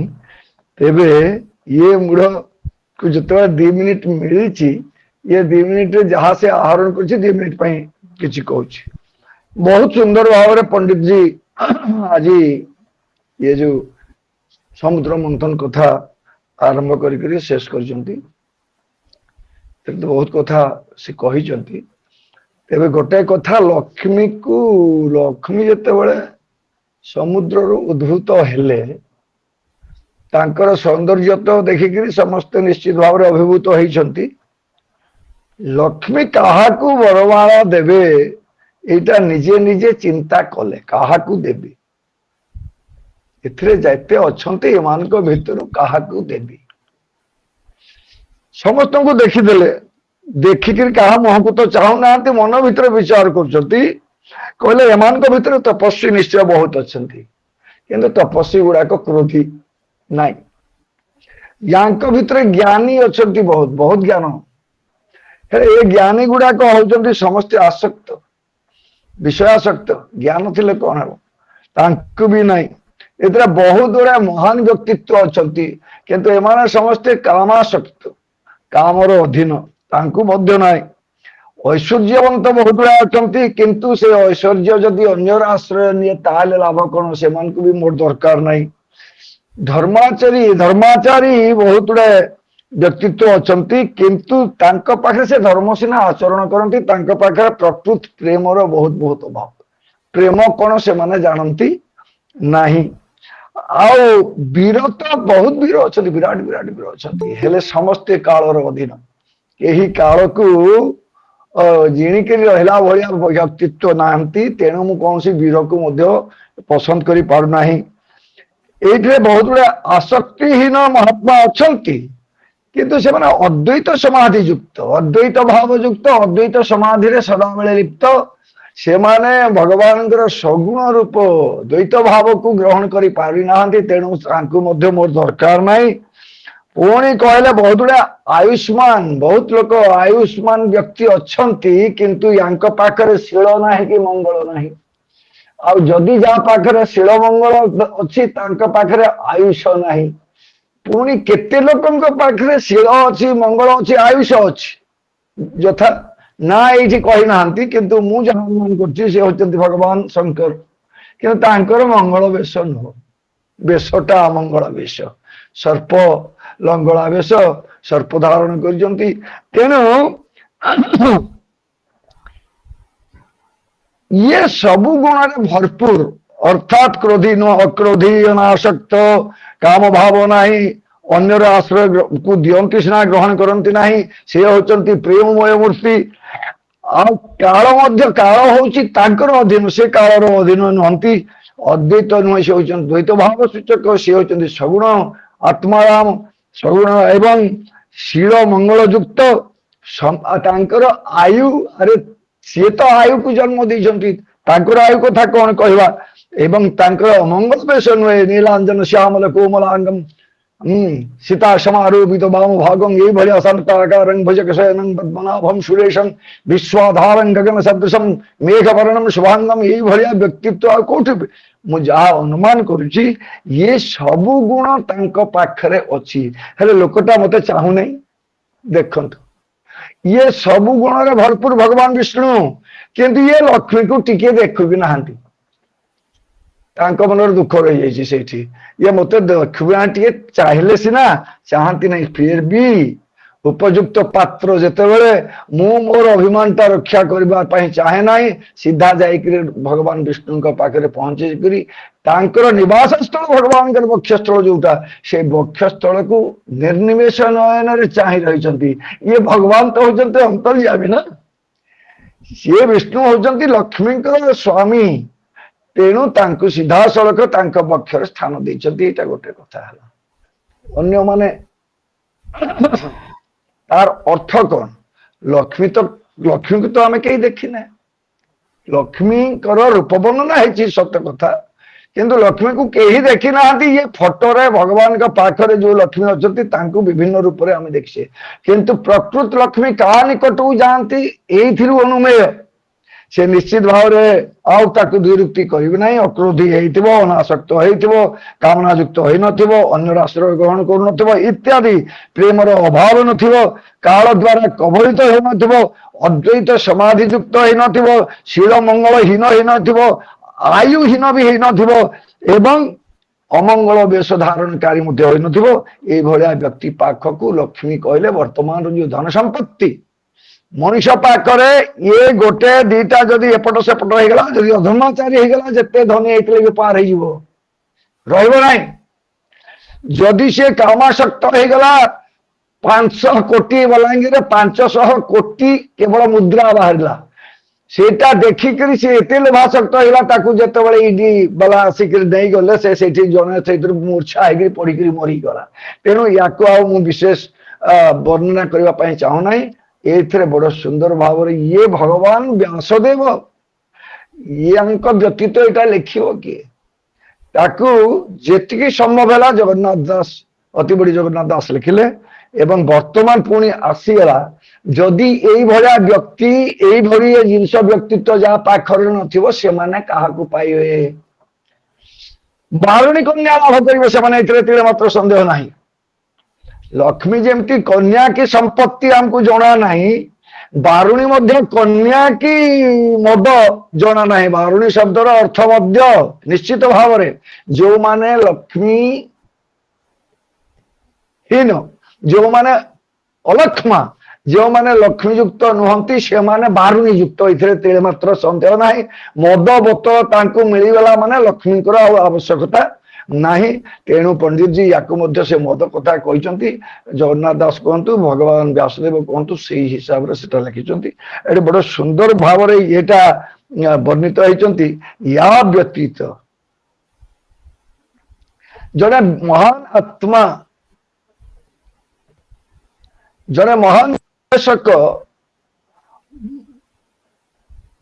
मत तो प्रश्न करना मो सहित आलोचना करते आज से आलोचनाटा मु आपण मान समक्ष रखा उचित बोल मन करुच्ची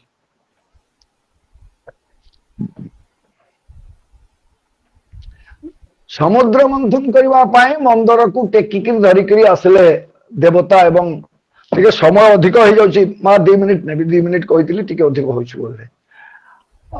समुद्र मंथन करने देवता देव दानव मिसिक मंदिर को टेकी ने बाटर मंदिर चापी होकर पड़ा लोक गुंडा हो गले इत्यादि किंतु सर्वशक्तिमान भगवान गौरव पृष्ठ थी मंदिर को टेकी ने समुद्र भितर पकईदे समुद्र भितर पकईदेवा फल समुद्र भितर सेटा जो स्थल भाग न पाई जलमग्न हो गला एवं शेष जिते बड़े मोटे देखिले समस्ते हाहाकार करें शेष बाध्य सी कच्छ कर्म क्षितिरति विपुल तरीतिष्ठति पृष्ठि धरणी धारण किण चक्र गरिष्ठ केशव ध्रुत कूर्म शरीर जय जगदीश हरे कूर्म शरीर होकर भितर प्रवेश करगले सी कूर्मटा महाकूर्म केड़े कूर्म जे किए जानी पिठी रे मंदर पर्वता रहा एकादश योजन ऊपर को उठिला एकादश योजन माने केते किलोमीटर आपण हिसाब कर मोर आ दरकार करवा नहीं एवं कच्छप कूर्मरूपी भगवान बेकटा जाइकरी स्वर्ग रे पहुंचला जो मुंडटा जाइकरी स्वर्ग रे लागिला ताठो एठी भगवान भगवत्ता कौन देखा से चाहिए देखई देले किंतु मते महात्मा जनक जो कथाटा मो सहित आलोचना करुथिले से कहले बढ़िया तो हैला जो मंदर समुद्र भितर बुड़ी जाऊँची ये देवता और राक्षस गुड़ाक केते उच्च कि से ठिया उठिले समुद्र भितर ठिया उठिले ना कोठी उठिले केंतिया उठिले जे ताकू दधि मथन कला भलिया बासिक को धरिक एपट सेपट कले मंथन है बड़ा सुंदर बाबा ये प्रश्नटा गोटे माने अखांडुआ ये प्रश्न अखाड़ुआ प्रश्न बोल कहवा बिल्कुल उचित नुहे मुझे प्रश्न को ग्रहण करुच्ची प्रणाम जनाऊँ निश्चित भाव ये गोटे विराट प्रश्न निश्चित भाव गोटे विराट प्रश्न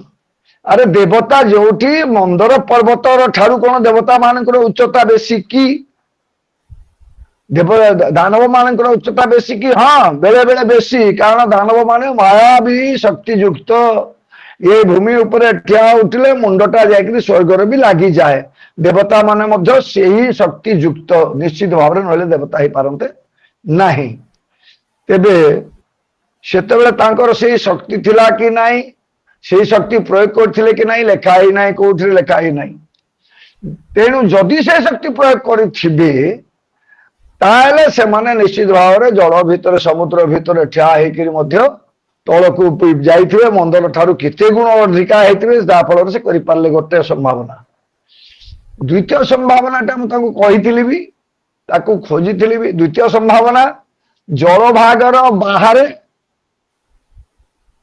स्थल भाग पर ठिया होते से माने कारण ये 3-4 हाथिया दौड़ी तो बासुकी नुहति ना जी कि निजर गोटे रूप सब पृथ्वी को धरिक रहीगले आ गोटे रूप को आणिक मंदर पर्वत चारिपटे 3 गुण कर गोड़े गले सी तो साधारण रस्सी बा दौड़ी नुहति निश्चित भाव में योजन योजन लंबा होते तेणु समुद्र उभय पार्श्व देवता एवं आ गोटे पार्श्व दानव ठिया होकर मंथन करिबार संभावना टे थाई पारे आउ गोटे कथा देखिली से खोजिकी जे जल मझी समुद्र मझी भितर तार सीना एते गाड़ुआ जे मंदर पर्वत भितर को पशिगला समुद्र बाहर पटे पाख कड़ अंचल कम आंठुए पानी अंटा जाए पानी भितर देवदानव ठिया उठिक मंथन कर संभावना टे थाई पारे केही लेखि नाहंती केही देखि नाहंती एवं यार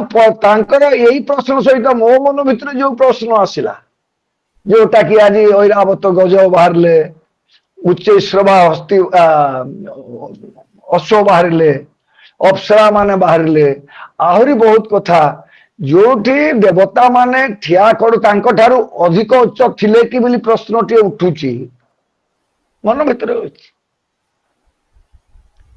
देवता माने स्वर्ग राज्य तो स्थल भाग ये भूमिका ऊपर थिबा माटी भरिया ମାଟିଟା ହେଲା କ୍ଷିତି ଆପ ତେଜ ବ୍ଯୋମ ମରୁତ ପୃଥିବୀରେ ସିନା ହେଇଛି ସ୍ୱର୍ଗର ସେଟା ଅଛି କି ନାହିଁ ଜାଣିଲା କିଏ? ମୁଁ କିନ୍ତୁ ଜାଣି ନାହିଁ, କେହି ଜାଣି ନାହାନ୍ତି। କାରଣ ଭୂ ଭୁବ ସ୍ୱଃ ତତ୍ସବିତୁରବରେଣ୍ୟମ୍ ଭୂ ଭୁବଃ ସ୍ୱଃ ମହଃ ଜନଃ ତପଃ ସତ୍ୟ। ତଳେ ଆପଣ ଅଛି ପାତାଳ ଲୋକ, ସେଇ ପାତାଳ ଲୋକ ପୁଣି ଏଇ ପୃଥିବୀର ଗର୍ତ୍ତ ଭିତରେ ଅଛି, ପୃଥିବୀ ତଳେ ଅଛି। ପୃଥିବୀକୁ ଛାଡି ଦେଇକି ତା ତଳକୁ ଗଲେ ପୁଣି ଆକାଶ ଆସିଯିବ। ପୃଥିବୀ ଭିତରେ ସେଇଟା ଅଛି ନିଶ୍ଚିତ ଭାବରେ, ତା ତଳ ରସାତଳ ମୋହିତ ମହାତଳ ଏବଂ ଶେଷରେ ପାତାଳ ଯୋଉଟା ଅଛି। ତ ପ୍ରଶ୍ନ ହେଲା ସ୍ୱର୍ଗରେ ଯୋଉ ଅପ୍ସରା ବୃନ୍ଦ ହେଲା, ଦେବତା ମାନେ ହେଲେ, ଉଚ୍ଚେଶ୍ରବା ଗଜ ହେଲା କି ଐରାବତ ହେଲେ ବା ତାଙ୍କର ଯାନ ବାହନ ଯାହା ଧରିକିରି ବୁଲୁଥିଲେ, ମାନେ କୋଉ ସ୍ଥଳ ଭାଗ ଉପରେ ଚାଲୁଥିଲେ ସେମାନେ? ଏଇ ପ୍ରଶ୍ନଟା ଯଦି କିଏ କରେ ଏଇଟା ବି ଭୁଲ ପ୍ରଶ୍ନ ନୁହେଁ। ତ ମୋ ଇଏ ମୂଢର ମସ୍ତିଷ୍କରେ ଯାହା ଜୁଟିଛି ଆପଣମାନେ ଏଠି ଅଛନ୍ତି ତାକୁ ପରବର୍ତ୍ତୀ ସମୟରେ କେତେବେଳେ ତର୍ଜମା କରିକିରି କହିବେ। ମୋ ମୁଣ୍ଡରେ ଯାହା ଜୁଟୁଛି ଅନ୍ତରିକ୍ଷ ଭୂ ଭୁବଃ, ଅନ୍ତରିକ୍ଷରେ କେଉଁମାନେ ବିଚରଣ କରନ୍ତି? ଅନ୍ତରିକ୍ଷରେ ଖେଚର, ଖ କହିଲେ ଆକାଶ, ଆକାଶରେ ଯେଉଁମାନେ ବିଚରଣ କରନ୍ତି ହେଲେ ସେଇମାନେ ହେଲେ ଖେଚର। ପକ୍ଷୀ, ଭୂତ, ପ୍ରେତ ଇତ୍ୟାଦି, କିନ୍ନର, ଗନ୍ଧର୍ବ, ଯକ୍ଷ ଏଗୁଡାକ ଖେଚରରେ ଯାଉଛନ୍ତି। ଏମାନେ ସମସ୍ତେ ଆକାଶରେ ବିଚରଣ କରିପାରନ୍ତି। ଯଦି ଏଇମାନେ ଆକାଶରେ ବିଚରଣ, ପକ୍ଷୀର ସିନା ଡେଣା ଅଛି, ଅପ୍ସରା ମାନଙ୍କର ମଧ୍ୟ ଚିତ୍ରରେ କିଏ କିଏ ଡେଣା ଦେଖେଇ ଦେଇଥାନ୍ତି, ଥାଇପାରେ। ତାର ଅର୍ଥ ହେଲା ଏଇମାନଙ୍କର ବାୟୁ ଉପରେ, ପବନ ଉପରେ, ଶୂନ୍ୟ ମାର୍ଗରେ ଚାଲିବାର ଶକ୍ତି ଅଛି, ତାଙ୍କୁ ସ୍ଥଳଭାଗ ଦରକାର ନାହିଁ। ଏବଂ ସେଇ ଉଚ୍ଚେଶ୍ରବା ବା ଐରାବତ ମଧ୍ୟ ସାଧାରଣ ଐଶ୍ୱର୍ଯ୍ୟ ଯୁକ୍ତ ନୁହନ୍ତି। ସେମାନଙ୍କୁ ଅମୃତର ସନ୍ତାନ ସେମାନେ ନିଶ୍ଚିତ ଭାବରେ, ଯେହେତୁ ସେଇଠୁ ବାହାରିଛନ୍ତି, ତେଣୁ ସେଇମାନେ ବି ସେଇ ଅନ୍ତରିକ୍ଷରେ ଯାତାୟାତ କରିବାର ସାମର୍ଥ୍ୟ ଯୁକ୍ତ ହେଇଥିବେ କି ବୋଲିକି ମୋ ମନରେ ଆସୁଛି, ଏବଂ ସେଇଟା ନିଶ୍ଚୟ ହେଇଥିବ ବୋଲିକି ମୁଁ ବିଚାର କରୁଛି। ଆଉ ବଡ ସୁନ୍ଦର କଥା ଶେଷରେ ଅମୃତର କଥା କହିଥିଲେ ପଣ୍ଡିତଜୀ। ସେ ତ କେତେ ଅମୃତ କଥା କହିଲେ ତାର ଠିକଣା ନାହିଁ ପ୍ରକୃତିରେ। ଅଧରମ ମଧୁରମ ଆରମ୍ଭ କରିକି ମଧୁରାଷ୍ଟକ ଠାରୁ ଆରମ୍ଭ କରି ସବୁ କିଛି, କିନ୍ତୁ ତାକୁ ଯଦି ଦି ଭାଗ କରିଦେବା, ଅମୃତର ଅନ୍ୟ ନାମ ପ୍ରେମ ବୋଲିକି ବି କହୁଥିଲେ। ହଁ ଠିକ, ବିଲକୁଲ ଠିକ। ଯଦି ପ୍ରେମଟା କେତେ ପ୍ରକାର? ଦି ପ୍ରକାର। ଗୋଟେ ସକାମ ପ୍ରେମ ଆଉ ଗୋଟେ ନିଷ୍କାମ ପ୍ରେମ। ସକାମ ପ୍ରେମ କେବେ ମଧ୍ୟ ଅମୃତ ହେଇପାରିବ ନାହିଁ। ନିଷ୍କାମ ପ୍ରେମ ପ୍ରତ୍ୟେକ ସ୍ଥଳରେ ଅମୃତ ସୃଷ୍ଟି କରିପାରେ। ନିଷ୍କାମ ପ୍ରେମର ବ୍ୟାଖ୍ୟା ଆପଣ ମାନେ ପ୍ରତ୍ୟେକ ସ୍ଥଳରୁ କରିପାରିବେ। ଏପରିକି ଜଣେ ନିଜ ସହଧର୍ମିଣୀଙ୍କ ଠାରୁ ମଧ୍ୟ ନିଷ୍କାମ ପ୍ରେମ ଆଶା କରିପାରିବ। ସହଧର୍ମିଣୀଙ୍କ ଠାରୁ ଯେତେବେଳେ ସକାମ ପ୍ରେମ ଆଶା କରିବ ସେଇଟା ଅମୃତ ନୁହେଁ। ସହଧର୍ମିଣୀଙ୍କ ଠାରୁ ଯଦି ନିଷ୍କାମ ପ୍ରେମ କିଏ ଆଶା କରୁଛି ସେଇଟା ଅମୃତ। ଏତିକି କହିକିରି ଆଜି ପଣ୍ଡିତଜୀଙ୍କୁ ଏଇ ପରିବାର ତରଫରୁ, ଆପଣମାନଙ୍କ ସମସ୍ତଙ୍କ ତରଫରୁ, ପଣ୍ଡିତ ପଦ୍ମନାଭ ପାଣିଗ୍ରାହୀ, ପଣ୍ଡିତ ସୂର୍ଯ୍ୟ କୁମାର ପାଣିଗ୍ରାହୀ, ଇଏ ଦି ଜଣଙ୍କୁ ଏବଂ ଆପଣମାନଙ୍କୁ ସମସ୍ତଙ୍କୁ ପୁଣି ଥରେ ମୋର କୃତଜ୍ଞତା ଜଣାଉଛି। ବହୁତ ବହୁତ ଶୁଭେଚ୍ଛା ଜ୍ଞାପନ କରୁଛି ଏବଂ এই বাণীটাକୁ ବିରାମ ଦେଉଛି। ନମୋ ବ୍ରହ୍ମଣ୍ୟ ଦେବାୟ ଗୋ ବ୍ରହ୍ମଣିତାୟ ଜଗଦ୍ଧିତାୟ କୃଷ୍ଣାୟ ଗୋବିନ୍ଦାୟ ନମୋ ନମଃ। ହରି ଓମ୍ ତତ୍ସତ୍। ହରି ଓମ୍ ତତ୍ସତ୍। ବହୁତ ସମୟ ହେଇଗଲା। ହରିଓମ ପ୍ରଣାମ ବାବା, ପ୍ରଣାମ। ଯାହା ହଉ ଆପଣ ତାକୁ ପ୍ରାଞ୍ଜଳ ଭାବରେ ଆହୁରି ଆହୁରି ଅନେକ ଅନେକ ତତ୍ଵ ତଥ୍ୟ, ଯାହା ଏଇ ଯେ ଶ୍ରୀମଦ ଭାଗବତ ମହାପୁରାଣ କଥା ଆରମ୍ଭ ହେଲେ ଶେଷ ହୁଏ ନାହିଁ। ଆଉ ତା ଭିତରେ ଏତେ ତତ୍ଵ, ଏତେ ସାର ଗର୍ଭକ, ଏତେ ଗୂଢ଼ତମ କଥା ନିହିତ ଥାଏ, ଯାହାକୁ କି ଆଲୋଚନା କରିବା ନିଶ୍ଚିତ ଭାବରେ ସମୟ ସାପେକ୍ଷ। ଯାହା ବି ହଉ ଆଜିର କାର୍ଯ୍ୟକ୍ରମକୁ ଆମେ ସାଙ୍ଗ କରିବା। ମୁଁ ଅନୁରୋଧ କରିବି ରୀତା ଭଉଣୀକୁ ଆଜିର କାର୍ଯ୍ୟକ୍ରମରେ ସେ ସମସ୍ତଙ୍କୁ ଧନ୍ୟବାଦ ଅର୍ପଣ କରିବେ। ସୁସ୍ୱାଗତ ଭଉଣୀ, ସୁସ୍ୱାଗତ। ବହୁତ ଧନ୍ୟବାଦ ବାପା। ସତରେ ଆଜିର କାର୍ଯ୍ୟକ୍ରମ ପୁରା